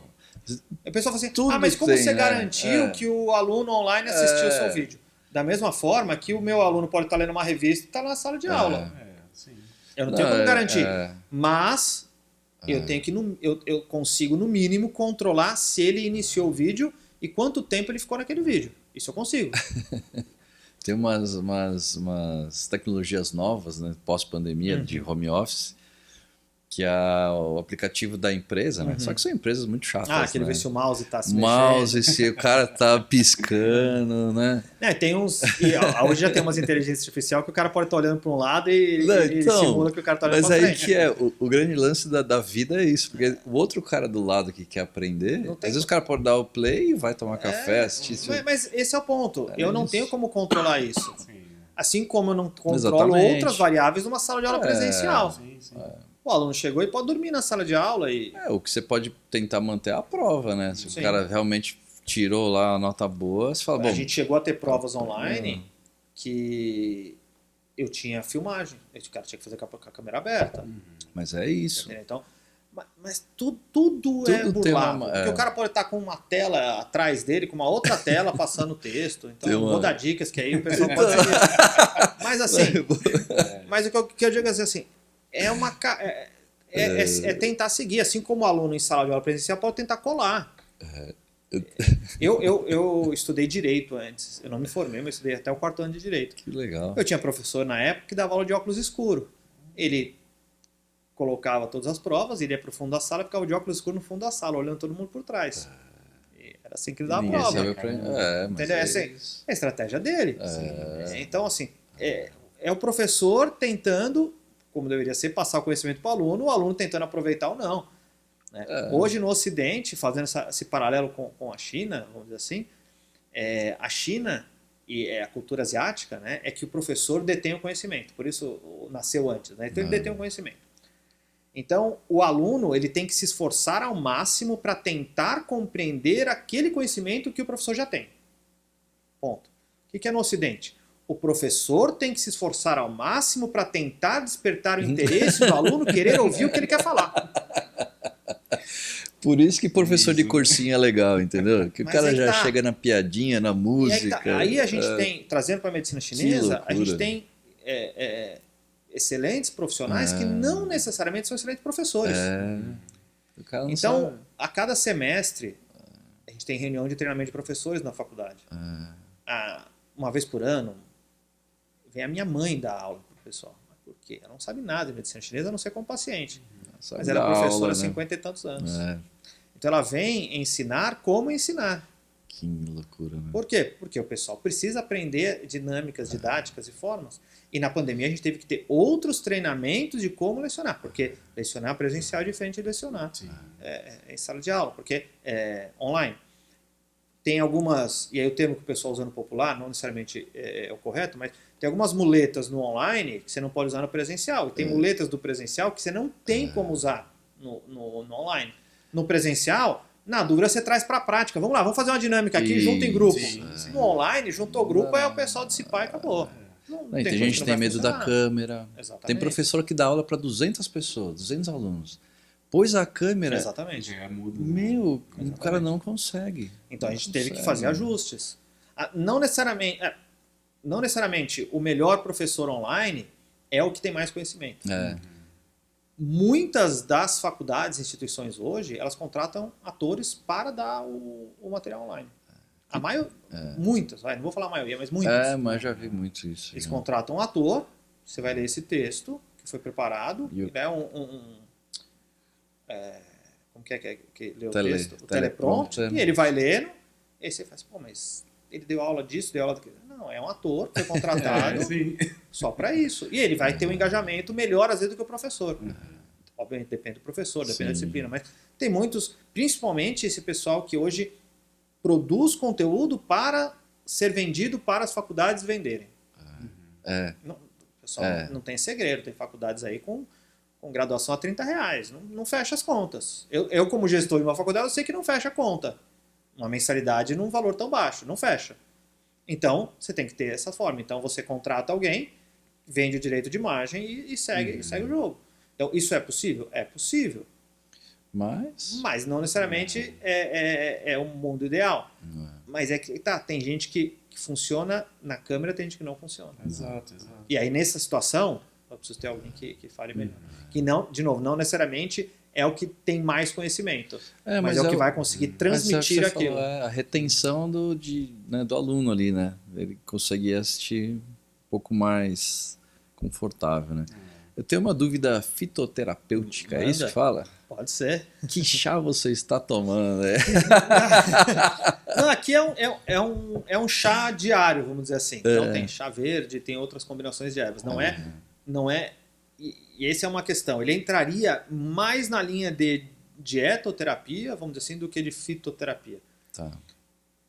Como ver isso? O que muda muitas vezes da fitoterapia para a dietoterapia é quantidade, volume e objetivos, né? Eu posso fazer um chá de gengibre, tecnicamente infusão, mas no popular chá de gengibre, com finalidade terapêutica. Aí seria fitoterapia chinesa. Ou eu posso usar o gengibre num prato, ralar o gengibre, e aí é dietoterapia chinesa. Então, essa questão. Quando a gente usa o chá no dia a dia, o chinês faz muito isso, obviamente tem propriedades terapêuticas, mas aquilo faz parte do dia. É o japonês que faz uso do bancha, por exemplo. O bancha tem propriedades terapêuticas, mas ele está usando porque é prazeroso, porque ele gosta, porque vai dar alguma propriedade, mas ele vai usar ao longo do tempo. Agora, para transformar o chá verde em fitoterápico, aí eu tenho que aumentar a dosagem muitas vezes. Trazendo para o nosso caso, eu não tomo muito café. Tá? Mas tem gente que toma 3, 4, 5, 6 xícaras de café. E aquilo está mais perto de alimento para ele. E aí o cara que vai fazer academia, que é um pré-treino, ele toma cafeína para treinar. Aquilo eu vou usar o termo terapêutico, Dieta. mas é focado como um estimulante. Sim. Aquele que tomou café o dia inteiro, muitas vezes não usou pensando em ser um estimulante, usou pensando em ser um café. Ou virou hábito, ou virou vício. Então você tem essa questão. Aqui é um hábito de tomar um chá. Então tem o hábito de tomar o chá. Então tem uma temperatura adequada, mantém o corpo aquecido, então tem substâncias para isso. Quando eu quero transformar isso em terapêutico, eu tenho que aumentar a dosagem para sair do padrão. Então, vamos supor que você toma café 3 vezes ao dia. Para que o café te deixe estimulado ao ponto de não dormir, você tem que aumentar muito a dose. Sim. Se você chega para um chinês que não tem o hábito de tomar café, talvez uma xícara de manhã vai deixar ele estimulado e não conseguir dormir à noite. Então, tudo quanto você já faz uso em relação à dose para estímulo. Isso eu estou falando bem simplificado. Sim, Então você tem a dose que você usa no dia a dia e aquilo que vai ser usado como estimulante. Então é variado aí nesse Bacana. sentido. E Bom. tem tipo chás pra acordar, né? Vai, que nem vou numa reunião, eu tô meio derrubado. A gente. Tem chás Tem, né? com característica estimulante, tem chá É. com característica mais sedativa, vamos colocar assim. Tá. Então, nem sabia que você ia perguntar isso, mas vamos lá. Para desenvolver essa questão da cultura da medicina chinesa, aí voltando naqueles eixos que eu falei de produto, clínica e ensino. Né? Pensando em produto, se eu quero criar o hábito de fitoterapia, o brasileiro não tem o hábito de fitoterapia. Não. Mesmo que a gente conheça um monte, porque a gente está na nossa bolha. Mas o hábito, no geral, não é. A mesma coisa é eu chegar e falar assim, mas eu conheço chinês que toma café. Tudo bem, mas o hábito deles não é esse. Então, qual é a porta de entrada para a fitoterapia chinesa? São chás. Então, estrategicamente, eu desenvolvi uma linha de chás. Não sabia você ia perguntar. Eu desenvolvi uma linha de chás com substâncias brasileiras, mas com raciocínio clínico da medicina chinesa. Caramba, que legal. Então, eu tenho um chá de característica quente e um chá de característica fria. Ou seja, um chá de característica yang e um chá de característica yin. E aí eu tenho um chá para cada um dos 5 movimentos. Madeira, fogo, terra, metal e água. Então, por exemplo, fogo, movimento fogo tem a ver com o coração. Coração tem a ver com a mente. Então, o chá do movimento fogo é um chá para acalmar a mente. Então, ele tem maracujá, por exemplo. Ele tem outras substâncias que têm uma ação mais tranquilizante. Entendeu? Então, quando eu falo do movimento terra na medicina chinesa é baço estômago. Então, é um chá que vai te ajudar na digestão, vai te fortalecer o corpo. Entendeu? Então, a gente Entendi. ajustou dessa forma. Que legal. O chá yin e yang, a base é a mesma planta. A planta é a Camellia sinensis, que é popularmente conhecida como chá verde. Né? E, curiosamente, aí é momento cultura útil ou inútil, aí depende do uso. Tecnicamente falando, chá é só dessa planta. Porque o nome dessa planta em chinês é chá. Tchau. O nome dessa planta em chinês é chá. Daí vem o ban chá. Olha só. E é por isso que nós usamos a palavra chá em português, por causa dessa palavra em chinês. Caramba, que legal. E aí outras culturas usam tea, que é em inglês, ou té, que é em espanhol, usa uma outra vertente, mas chá seria só de Camellia sinensis. Que legal. O restante seria infusão, mas no popular virou tudo chá. Mas é a mesma planta. Depende como eu preparo ela, depende como eu armazeno ela, depende como eu deixo ela fermentar antes do uso, ela dá origem a chá verde, chá branco, chá preto, chá vermelho, chá amarelo. A mesma planta. Olha aí. Então, se eu deixo fermentar ou não. Então, de acordo com a medicina chinesa, o chá verde ele tem uma natureza fresca, mais yin. O chá preto tem uma natureza morna para quente, mais yang. Então, o chá kan, lembra do método kan li, o chá kan, que remete ao yin, e a base é o chá verde. O chá li, que é fogo, a base é o chá preto. Em chinês a gente fala chá vermelho, mas em português a gente fala chá preto. Tá? Mas é a mesma questão. E aí eu associo outras substâncias que vão intensificar o frescor ou vão intensificar o aquecer. Então esse daqui pode ter outras substâncias e aí depois as pessoas podem até ajustar. Pode colocar, por exemplo, mais gengibre, mais canela, que vão aquecer. Pode ter aqui outras substâncias que vão refrescar. Então eu tenho as duas. Ah, mas eu li que o chá verde é estimulante. Ok, a planta tem essa característica, mas aí de novo, é olhando pela ótica ocidental. É. Deu para entender? Então, Sim. pela ótica ocidental, ele é estimulante. Então tá jóia.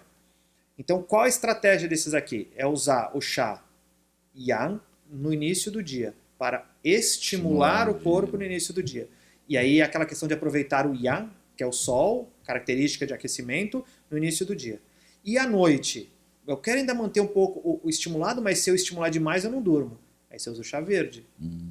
Então você usa os dois. Então, até metade da tarde, 2, 3 da tarde, eu uso o chá yang. A partir daí eu começo a usar o chá yin. Que E aí eu legal. posso manter o corpo sendo estimulado, mas equilibrando o aspecto yin yang. Que legal. Então essa é a forma de introduzir, porque se eu chego para o paciente chinês, para o paciente brasileiro, vamos fazer fitoterapia chinesa. Qual é a base da fitoterapia chinesa? Não é chá, não é infusão. A base é Decocção. O que é isso? Vamos lá, de novo, aí tem que voltar para a base. A infusão é eu pegar uma planta, colocar ela num recipiente, pegar água fervente e verter e abafar. Esse preparo mais simples é esse daqui. Isso é uma infusão. O que é a decocção? Eu pego a água, coloco a planta dentro da água e levo para ferver. Então eu vou cozinhar a planta. É diferente do chá onde eu não cozinho. Na infusão. Tem alguns chás que a gente pode cozinhar, mas numa diferença, e aí no bem básico, tá? Que eu posso ter combinação de ações. Mas aqui eu vou cozinhar. Tanto que o termo chinês para decocção é o mesmo termo chinês para sopa. Por quê? Porque é como se eu cozinhasse a sopa para obter um caldo. Eu cozinho as ervas para obter um caldo. Tanto que a origem dessa forma de preparo vem da cozinha chinesa. Que possivelmente eles preparavam aquelas sopas e viam que quem tomava tinha esse ou aquele efeito. Assim como a gente tem no popular, em algumas regiões, no interior, a galinhada não, a canja de galinha. Que não necessariamente você come a galinha, mas você cozinha e toma aquele caldo. E aí você tem um efeito A, B ou C pelo caldo. Então você cozinha a planta. Essa é a decocção. O brasileiro não tem o hábito de ficar cozinhando ervas por 1 hora e meia. Imagina, todo dia você tem que tomar, você tem que ficar cozinhando por 1 hora e meia. Normalmente, quando você cozinha muitas plantas juntas, o gosto que sobra tende a ser um gosto um pouco mais amargo. Então já não é um hábito. Então, ao criar essa linha de chás, é uma forma de introduzir ao hábito de ingerir um líquido que tem a finalidade, vamos colocar assim, terapêutica ou saudável, ou de bem-estar. E a partir daí eu vou com a fitoterapia. E aí, uma linha de produtos, ao invés do paciente ter que cozinhar por 1 hora e meia, Ele põe isso aqui. A gente já tem o extrato seco granulado, que é, para o pessoal entender, como nesse café. Já vem granulado, você coloca água quente e ele dissolve.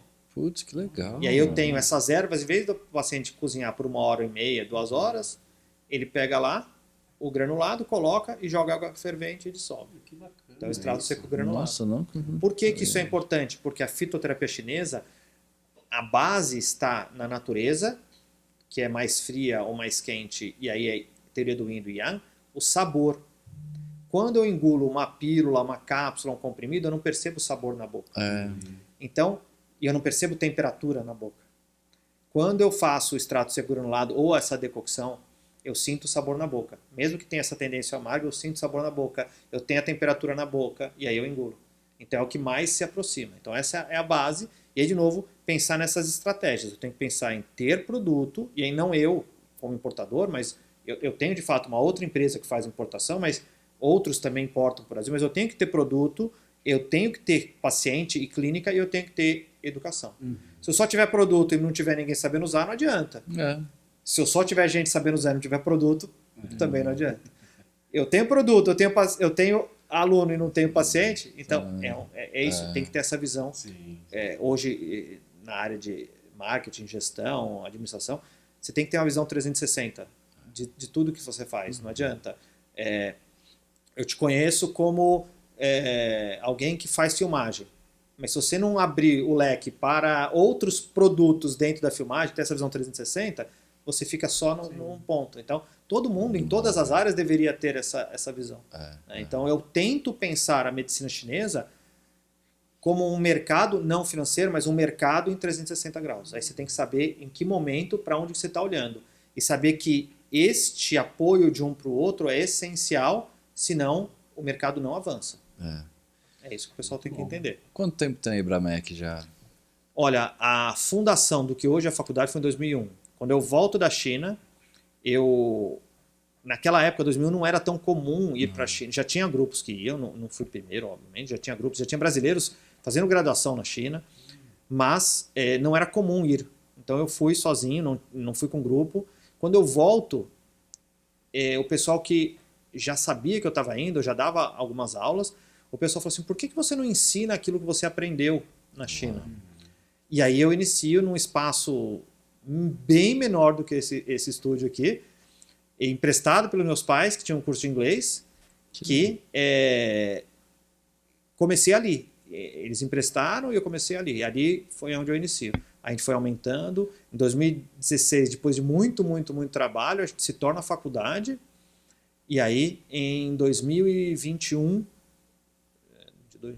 2021, vem a aprovação como a autorização para o ensino da acupuntura. Legal. Em faculdade, 2016, e aí de 2016 a 21 a gente ficou lutando com tudo para se manter como faculdade e ter a chance de pedir para o MEC a autorização para a acupuntura. E esse é um ponto. As instituições de ensino no Brasil que oferecem o curso livre têm que se preparar, porque essa é a mudança de chave. Essa é a mudança de chave. Ou vai ficar, como eu falei, a gente tem graduação autorizada pelo MEC, só a faculdade IBRAMEC, e aí sobra pós-graduação e curso livre. Com a regulamentação, obviamente o curso livre em acupuntura, ele não se justifica mais, porque vai passar para a graduação. A pós-graduação em acupuntura seria para quem já tem uma graduação na área da saúde, fisioterapeuta, enfermeiro, biomédico e assim por diante, e vai fazer a acupuntura como pós. Que seguindo a regulamentação e sugestão da OMS, seria de 1.500 horas, que é o que a gente faz hoje. Então, aí seria 2 anos de formação, mais 500 horas de prática. Que legal. Então, a gente já tem. Agora, com a graduação, surge um campo também para pós-graduação para quem graduou em acupuntura. E aí você não precisa fazer uma pós de acupuntura, porque o cara já é graduado em acupuntura. Mas você pode ter uma pós em acupuntura aplicada a acupuntura aplicada... Ou, por que não, fazer uma pós em fitoterapia chinesa? Fazer uma pós em dietoterapia chinesa. Você integra, né? Que foram os cursos que a gente veio desenvolvendo ao longo desses últimos anos. Já pensando nesse mercado futuro. E aí alguns vão falar, pô, mas você está dando dica para as outras escolas. Tem que dar, porque o mercado tem que crescer. Esse é o ponto. E também as outras escolas não acham que eu sou superior porque eu estou dando dica. Tem que deixar tudo bem claro hoje em dia. Eu não sou superior a ninguém, eu estou dando dica porque eu acho que é o que eu faria e gostaria de ter ouvido. Esteja preparado. Dá para ser faculdade? Muitas não dão. Muitas não tem como. Não tem. Se juntem, tentem somar faculdades. Se deixar para as grandes instituições, elas vão engolir. Então a gente tem que estar preparado. Ah, mas eu não sou a favor da regulamentação porque os outros vão engolir. Pessoal, se a gente pensasse assim, entrega para quem já faz e acabou. Porque eles vão engolir. É outra história. A gente tem que mostrar a qualidade. Assim como você tem... Vou citar um exemplo que eu conversei com um primo meu, filho da minha prima, né? Um curso de ciência da computação. Você tem faculdade oferecendo curso de ciência da computação a R$200 e você tem instituição de R$3.000. O que vai fazer você escolher é a qualidade da instituição. Exatamente. Sim. Os grandes grupos aí, eles vão tentar baixar o máximo possível o preço e muitas vezes, eu não vou afirmar porque seria leviandade, o preço e a qualidade. Então você tem que mostrar... né? Não, mas eu não posso dizer. Eu estou falando. Mas aí que tá, a gente tem que ganhar na qualidade. E não ganhar criticando os outros. Exato. E não ganhar criticando... Ah, vou falar mal do médico. O médico estuda muito. Ah, vou falar mal da escola do Regis. Eu estudo pra caramba. Vamos correr atrás os dois e vamos ver. De novo, eu não quero ser o melhor simplesmente por ser. Eu quero ser o melhor pra mim diariamente. Foi assim que meus pais me ensinaram. Eu vou tentar cada dia oferecer o melhor. Eu vou tentar cada dia ter um curso diferente para o meu aluno querer estudar comigo. Não para o meu aluno ficar preso comigo. Sim. Eu quero criar alunos questionadores. E não aluno que repete que o mestre X, Y, Z falou. Não. Criar como eu vejo o modelo na China, né? profissional. A ideia é essa, né? Esse é o ponto, é criar profissional. É criar sei lá, um legado muito maior, né? A dica, vamos dizer assim, esteja preparado para essas mudanças. Mudanças vão vir. A gente tem que estar preparado para elas. Não é olhar o mercado agora, é tentar vir lá na frente. Em 2001, quando eu volto, eu penso, tem que ser ensino superior. Eu já pensava nisso. E eu não tinha nem escola. Eu não tinha a mínima chance de ser faculdade. Mas havia uma frase que eu uso para mim, eu escutei uma vez e uso para mim. Sonhar grande e sonhar pequeno dá o mesmo trabalho de sonhar. Falou tudo. Ponto. Então eu já sonhava com isso. Em 2010 eu alugo o prédio onde hoje está estabelecida a faculdade. Em 2010. Eu só consegui vir à faculdade em 2016. Então foram 6 anos de só investimento para ser faculdade. E a autorização de acupuntura só saiu em 21. Então Então aí são 11 anos de investimento, E fora os outros pandemia. 10, mas só nesse prédio são 11 anos para se tornar faculdade. pandemia. E Também, pandemia mais e tudo também. isso. Então é estar preparado. Quem olha para o mercado só agora vai se assustar. Quem olha para o mercado pensando na regulamentação vai se assustar. Por quê? Porque curso livre, como o nome diz, é livre. É livre de exigências, é livre de imposto, é livre de declaração, é livre de regulamentação, é livre de, como a gente fala, validade legal, ele é livre, aí o pessoal usa a LDB, mas continua sendo livre, legal no sentido de, quando você se depara com a graduação e vindo a regulamentação, ele é livre. Livre. Foi como eu me formei, foi como muita gente se formou, então não estou falando da qualidade da formação. A gente está falando do que é um curso livre. Sim. Uma pós-graduação, ela já tem algumas exigências. Então, quais são as 3 exigências de base de uma pós-graduação? Carga horária, mínimo 360 horas. Para acupuntura, a gente entende que deveria ser no mínimo 1.200 e na faculdade a gente faz de 1.500. Segundo, o corpo docente tem que ter no mínimo 30% de mestres e doutores. Obviamente, como faculdade, eu já tenho que seguir todas essas normas. Eu sou, não é só seguir e falar, eu sou avaliado e eu tenho que provar isso. Lógico. Né? Sim.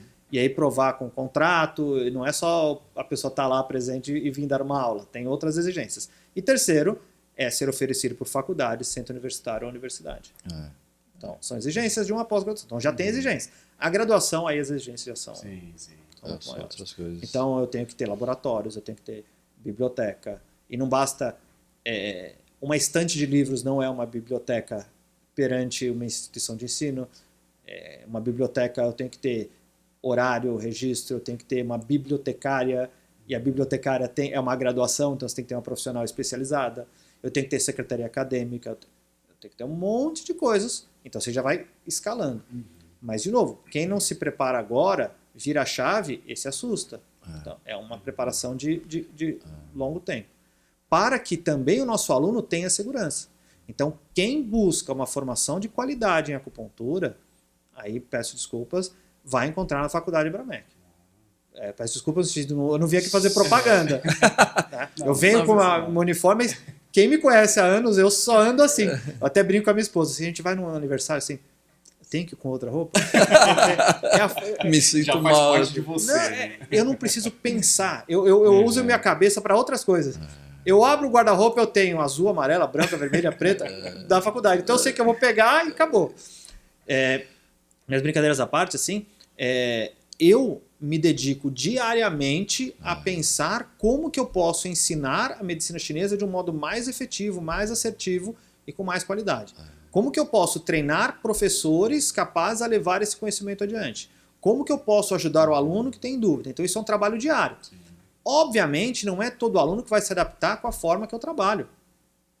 Obviamente tem aluno que vai se adaptar de outras instituições e tudo ok. É lógico. Faz parte. Desde que sigam as regras e o aluno não seja ludibriado no final. Porque tem aluno também que só quer um papel. Agora, se estuda no lugar e recebe papel de outro, já é um alerta. Já é um alerta. Então a gente tem que ver. Era possível? Em situações era possível. Depois de 2018 já não é mais possível. A resolução ela vai sendo clara em algumas questões. Então a gente tem que estar atento a esses detalhes. Tá? Mas tudo estando claro, é aquela história, o combinado não sai caro, mas a gente tem que ser claro e tem que ser honesto com o aluno. Exato. Então eu me dedico a isso. Então quem quer estudar acupuntura, nós temos hoje a graduação, a pós-graduação e também tem o curso livre. Porque vamos supor um aluno que está no último ano da graduação em fisioterapia. Ele não pode fazer como pós, mas também ele não quer fazer uma outra graduação. Então ele começa como curso livre, quando ele conclui a graduação dele, ele pode aproveitar o que ele estudou para pós. Porque também não existe, como a gente via antes, né, hoje diminuiu, mas ainda existe, assim, pós-graduação, requisito, ser graduado ou estar no último ano? Peraí, se é pós-graduação, no último ano não pode. Não pode, lógico. Então, qual é a forma? A forma correta, ele começa como Se curso o cara livre. não acaba o curso, né? Exatamente, e se ele para no meio? Não tem graduado e pós-graduado, que loucura. Esse é o ponto. né? Então, existem regras, existem formas. Ah, mas vindo a regulamentação, e quem estuda hoje em dia em curso livre? como faculdade, eu posso aproveitar o que você estudou. Exatamente. Então, de novo, a gente está preparado para auxiliar isso. Hoje eu tenho professores que já lecionam conosco que estão fazendo a graduação. Por quê? Porque eles querem o título da graduação. Então, eles aproveitam tudo que eles já sabem e fazem as disciplinas que eles não tiveram, porque existem disciplinas numa graduação que são diferentes de uma disciplina de um curso de pós, um curso de formação. Tem disciplinas que são obrigatórias. Então, quando eu falo isso, uma graduação ela inclui anatomia, fisiologia, patologia, bioquímica, citohistologia, tudo isso que normalmente os cursos livres de pós-graduação não oferecem. Eles já vão direto ao ponto. Vamos dizer. Vão direto só na questão da cultura. E ok, principalmente na pós, por exemplo. Pós-graduação em acupuntura. Tem uma coisa até meio psicológica, né, cara? De você, numa anamnese ali, conversando com a pessoa, você já até sente ali energeticamente, né? Você vai ganhando confiança, experiência, tudo isso exato, é importante. Sim. E se a faculdade não demonstra esse apreço também, né? Pro aluno entender tudo isso, vale muito a pena mesmo, né? Eu acho. Mas né? a gente tem que formar bons profissionais. Exato, Esse é o objetivo que eu vejo. Muitas escolas têm isso como meta. Claro. Tem isso como meta. E aí que tá, tem que estar preparado para essas viradas de chave, que elas vão ocorrer. Elas vão ocorrer. E aí que tá. Qual é o que se vislumbra se não é a regulamentação? Qual é o outro extremo? É o controle por uma única profissão.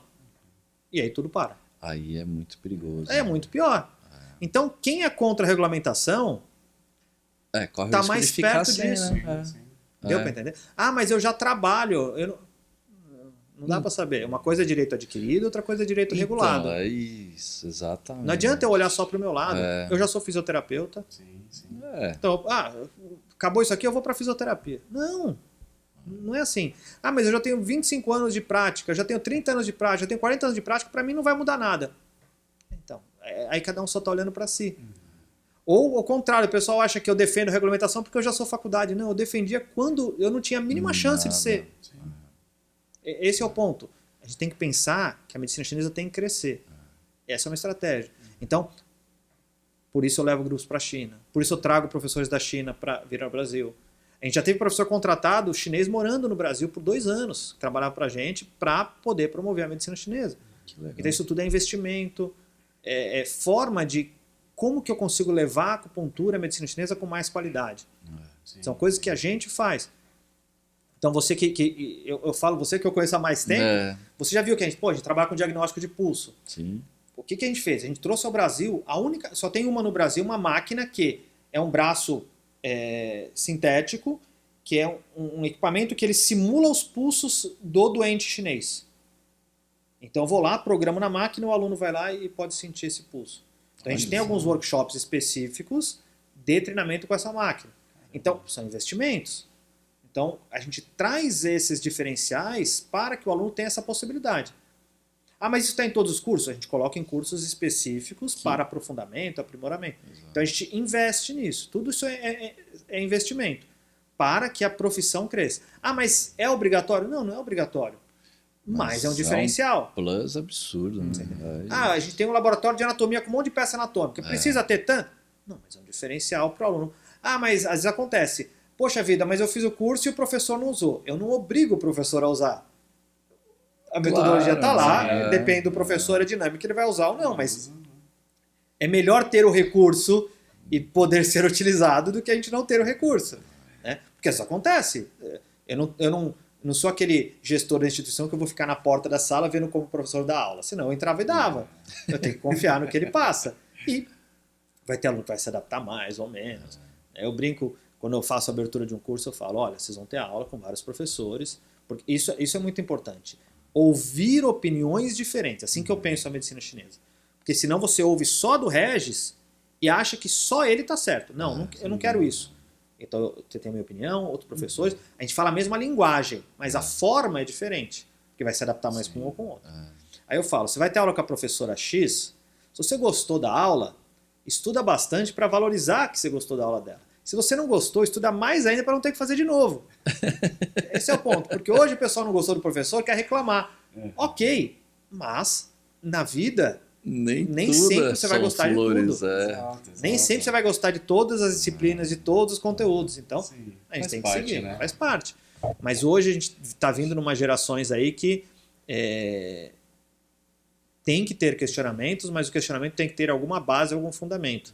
E normalmente esse questionamento ele vai ser analisado por alguém que já teve alguma vivência, experiência e sabe por que daquilo. Exatamente, é. Então, Não é o Google, né? o aluno vai estudar na faculdade. Primeiro semestre ele vai ter fundamentos da medicina chinesa, que são as bases teóricas. Aí ele vai ter diagnóstico da medicina chinesa, ele vai ter síndromes da medicina chinesa, ele vai ter a sequência. Só aí que ele vai ter, por exemplo, a acupuntura auricular. Só aí que ele vai ter localização dos pontos, porque existe uma lógica.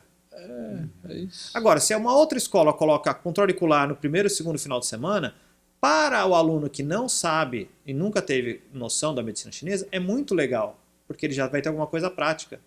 Mas na lógica, Nem poderia, né? não é o mais adequado. E não sei o que estou falando, é só pegar os principais manuais e as referências das universidades chinesas que fazem isso há anos. Como universidade, no mínimo, elas já estão beirando 70 anos, que as primeiras universidades são de 56. Então, ou seja, se eles fazem desse jeito e formam os profissionais que são referências no mundo, tem alguma lógica. Então a gente segue esse padrão.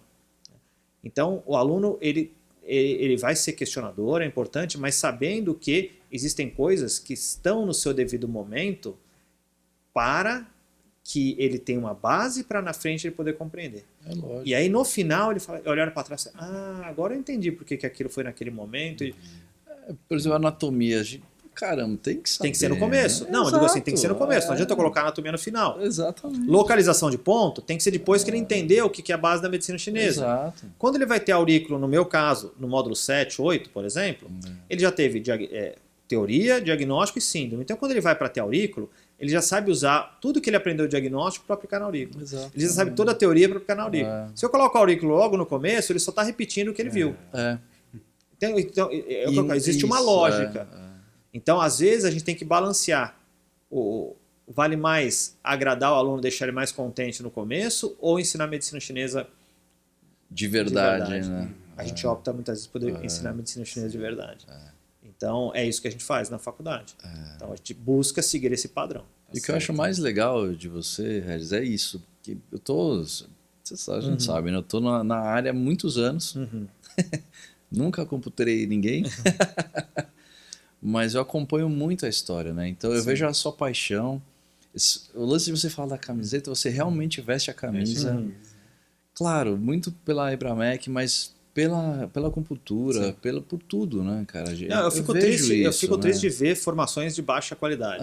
Eu sei disso, cara. E vocês nunca vão me ver questionando. Eu tô aqui, não citei nome de nenhuma instituição, porque não tem porquê. Nem precisa. É um in-off. Você nunca viu citando? Porque eu acho que o mercado tem que crescer. É triste quando a gente escuta de algum aluno e fala assim: eu fui em tal lugar e falaram mal da Ibramec. Eu falo assim, mas é triste. Só posso dizer que é triste, porque a pessoa não entendeu que se você critica um outro colega ou uma outra instituição, perante o aluno ele fala assim, lá na frente eu vou poder fazer o mesmo. Esse é o ponto. Esse é o ponto. Essa é a questão. Qual exemplo que está sendo dado? De novo, nos treinamentos de professores, uma coisa não basta ensinar a acupuntura. A gente fala, ensinar a ser acupunturista. O que eu quero dizer? Acupuntura como recurso, como sistema, é uma coisa. Ser acupunturista vai muito além de só conhecer o sistema. Que tipo de profissional nós queremos formar? É um profissional questionador ou não? É um profissional que estuda ou não? É um profissional que acha que estudou 2, 3 anos basta? É um profissional que entende que tem que continuar estudando? É um profissional que vai ver que existem outras opções e vai escolher continuar com a Ibramec porque analisou, refletiu e viu potência? Ou é um profissional que vai querer continuar com a Ibramec porque escutou você falando mal dos outros? Que tipo de profissional você quer formar? Esse é um aspecto muito importante que às vezes na categoria falta essa reflexão. Falta essa reflexão. Verdade. É um profissional que luta pela regulamentação? É um profissional que ouviu o tempo todo que a regulamentação vai trazer retrocesso, que vai inundar o mercado de profissionais? Não, a gente quer um profissional que lute pela regulamentação. Lógico. Por isso que a gente apoia as instituições que lutam pela regulamentação. Por isso que a gente apoia quando eu digo moralmente e financeiramente, porque é isso que a gente acredita. Então, que tipo de profissional você quer formar? Então, eu na faculdade Bramec, eu busco formar um profissional que entenda a necessidade de balancear tradição e modernidade, entenda que a acupuntura faz parte de um sistema médico maior que chama-se medicina chinesa, que é uma racionalidade médica. Quando a gente fala sistema médico, a medicina ocidental é um outro sistema médico, a Ayurveda é um outro sistema médico, são racionalidades. A acupuntura, fazendo parte desta racionalidade, não cura tudo, não trata tudo, porque cada parte desse sistema pode ser mais adequado ou não. Então tem situações que fitoterapia vai ser melhor, tem situações que a acupuntura vai ser melhor, tem situações que a massoterapia vai ser melhor. Então entender que a acupuntura faz parte desse sistema. Entender que esse sistema tem uma tradição de milhares de anos e vai continuar evoluindo. Entender que esse sistema não pode ser compreendido em profundidade sem a reflexão dos textos clássicos. Entender que esse sistema não pode ser compreendido em profundidade sem compreender que ele é parte da cultura chinesa. Entender que esse sistema, que é a acupuntura, requer que o profissional esteja constantemente atualizado. Mesmo com base em livros de 2000 anos, a atualização constante é o que tem de novo, o que tem de inovação, desde que não fuja da base tradicional. Entender que nós formamos um profissional para ajudar o próximo. São questões de como que a gente visualiza esse profissional. Então a gente debate isso em treinamento de professores. Não basta ensinar acupuntura, a gente tem que ensinar a ser acupunturista.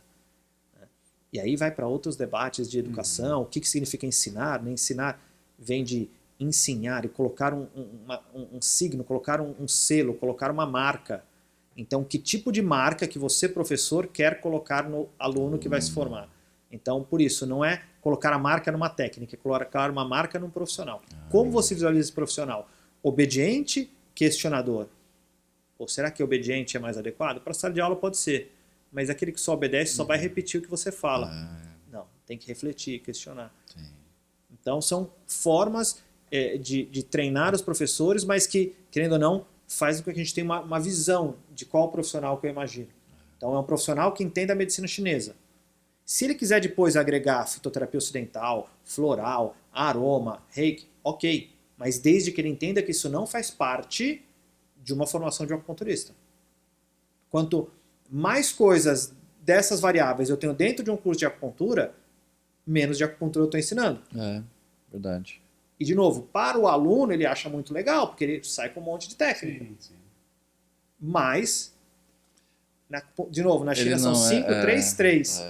Aí o pessoal quer ensinar em 2 anos, aí tem escola de 16 meses, tem escola de 14 meses, tem escola de 6 meses.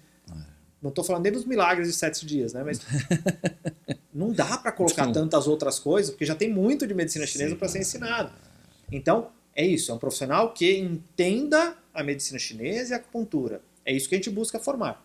Se depois ele quiser agregar, e eu acho muito legal floral, por exemplo, eu não uso pessoalmente, mas eu acho muito legal. Tanto que a gente ensina na faculdade.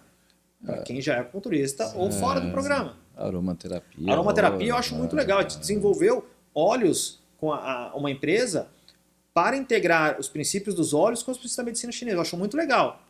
Mas para estudar aromaterapia é independente do estudo da acupuntura. E funciona. Então, saber bem um, saber bem o outro, você integra. Sim. Agora, se eu coloco 20 técnicas dentro de uma formação de acupuntura, eu entendi. É complicado. Eu fiz cinema. Dentro do cinema você tem as vertentes. Tem diretor de arte, tem o diretor de fotografia, tem as vertentes, não tem jeito. Então, mas imagina que você tivesse uma formação de cinema, que aí alguém fala assim, não, mas eu vou colocar rádio e TV dentro dessa formação. Não, mas eu vou colocar também comunicação aqui dentro. Não estou falando de disciplina só. Sim. Não, mas eu vou colocar aqui dentro jornalismo. Aí você fala assim, pô, que legal, eu fiz um curso de 2 anos e eu aprendi cinema, rádio, TV, comunicação, marketing, administração. Alguma coisa não ficou legal. Deu para entender? Sim. Na cabeça do aluno, ele fala, olha que legal, aprendi um monte de coisa. Aí quando ele vai para o mercado, ele fala assim, e agora? Não sei. Aí eu vou ter que fazer uma pós em cada um desses, um exemplo. Mas trazendo isso para a molecada mesmo, né, que é o que você... eles estão procurando isso, né, cara? E eles não estão tendo a paciência de entender que eles precisam de tempo para aprender. Mas aí que Não é entra isso. o papel do gestor institucional. Exatamente. Eu sou acupunturista, eu sou professor, eu sou coordenador e sou diretor da faculdade. Cada um desses papéis faz com que eu tenha um olhar diferente. Se eu olho só como diretor, eu posso querer economizar. Então, não estou falando que eu faça isso, mas eu posso pensar só Sim, numa estratégia geral, né? Porque eu tenho outros cursos, outros custos. Se eu olho só como coordenador de curso, eu posso querer um monte de coisa. Se eu olho só como professor, eu posso querer outras coisas. Então, temos que ter esse olhar. Esse é o ponto. Então, se eu só cedo para o aluno, eu estou perdendo o papel de gestor. Sim. E isso pode ser um problema, porque eu agrado por agradar. Isso não é necessariamente o melhor. Mas o que eu acho legal disso, dessa concorrência, é essa peneira que você faz também, sabe? Porque você acaba tendo alunos e profissionais, né, que fazem questão de ter o diploma ali, né, na parede, e quem vai se tratar, já, bom, deixa eu dar uma olhadinha, pô, legal. É interessante. Como é nas outras profissões. Mas né? assim, você vai no médico X, você pergunta onde ele se formou? Então, mas por o que eu quero dizer é o exemplo, seguinte, no final, eu tenho que ter um bom atendimento. Exato. Eu tenho que ter um bom atendimento, esse é o final. O que eu quero dizer a fundo com isso? Os maus profissionais vão tirar pacientes dos bons profissionais. As instituições que não formam profissionais questionadores, lá na frente, podem tirar pacientes dos bons profissionais formados.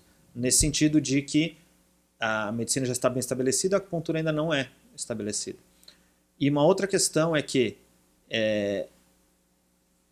o aluno que sabe 0, se ele aprender 10%, para ele 10% se tornou 100%.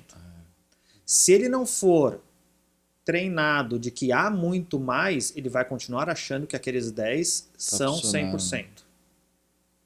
Esse é um ponto. Os meus alunos de curso livre, de pós e de graduação, eles têm que cumprir 5 eventos no decorrer da formação deles. Congressos e simpósios. Não precisam ser nossos, desde que cumpram algumas regras, porque também... Por que isso? Para criar o hábito de, depois que ele se formar, ele continue buscando conhecimento.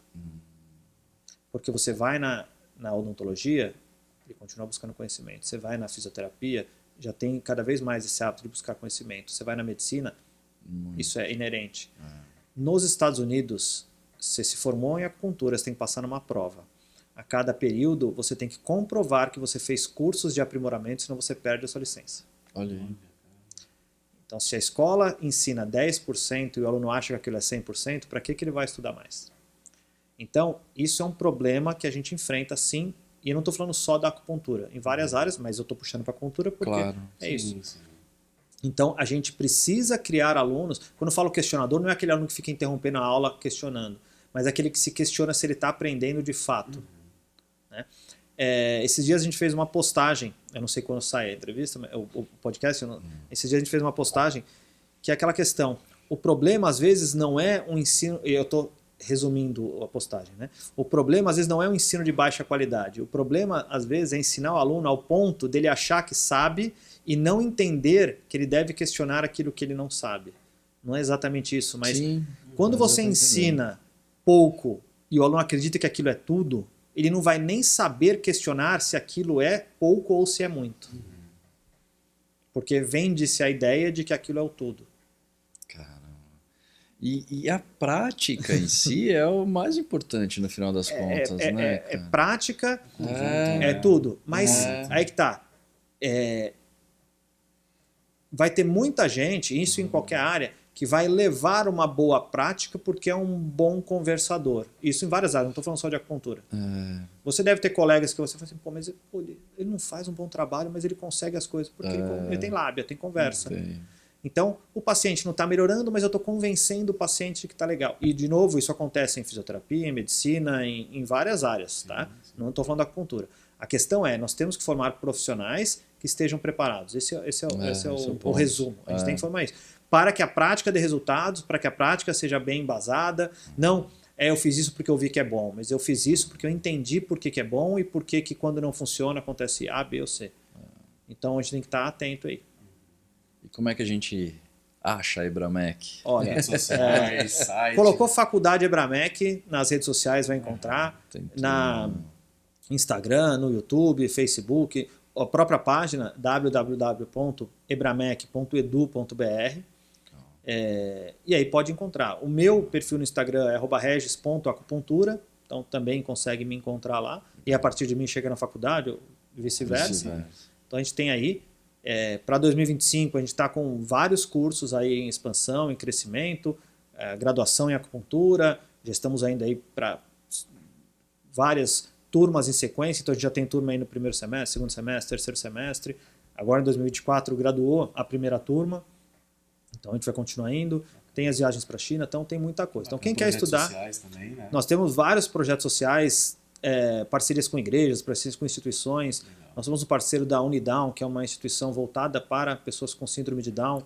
Então, por exemplo, para eles a gente tem uma parceria que a gente oferece cursos de massagem, sabe, massagem em cadeira, para formá-los, para que eles possam replicar isso em outras ações e ter um ganho também. Então, a parceria que a gente tem são cursos totalmente gratuitos. A gente tem várias e várias ações que nós fazemos, parcerias também, às vezes com a prefeitura, com o governo, quando eles convidam, a gente leva a medicina chinesa, eventos como o Ano Novo Chinês, feriado de meio de outono, festividade de meio de outono. Então a gente leva a medicina chinesa para mais pessoas aí também. Então, quem quiser, nós temos os cursos, temos os atendimentos, estamos abertos aí para quem quer se aprofundar em acupuntura e medicina chinesa, é só nos procurar. Que bom, maravilha. Isso aí, Regis. Obrigado. O Mundo Terapia agradece, né, pelo convite. Muito obrigado aí. Com a gente. E muito bom passar aí para o pessoal que não conhece também, né? Um pouco eu, mais da terapia chinesa, né? E eu queria ainda colocar a minha admiração de anos, né?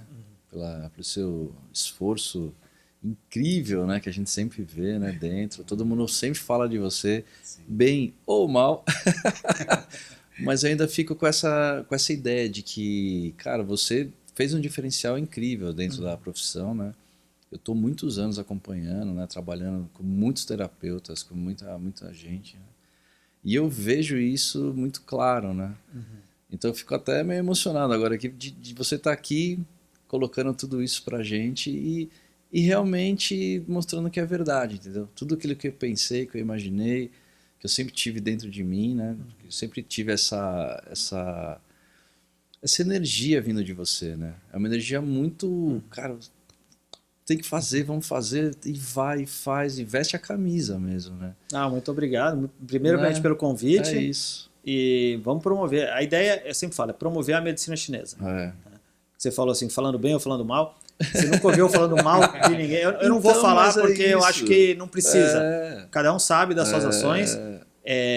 Às vezes, em alguns momentos, a gente tem que enfrentar alguns discursos, mas eu acho que enquanto categoria, né, esse é um ponto. O acupunturista, às vezes, só você vê isolado. Né? A gente tem que entender como categoria. Enquanto profissão, corpo profissional, ficar criticando a outro só vai denegrir a profissão, ficar criticando uma escola ou outra, como a gente sabe que às vezes acontece, só vai denegrir a profissão. Então a gente tem que buscar esse melhorar a cada dia, né, e promover a medicina chinesa. Já dá muito trabalho fazer o que eu tento fazer, e que é levar a medicina chinesa para mais pessoas.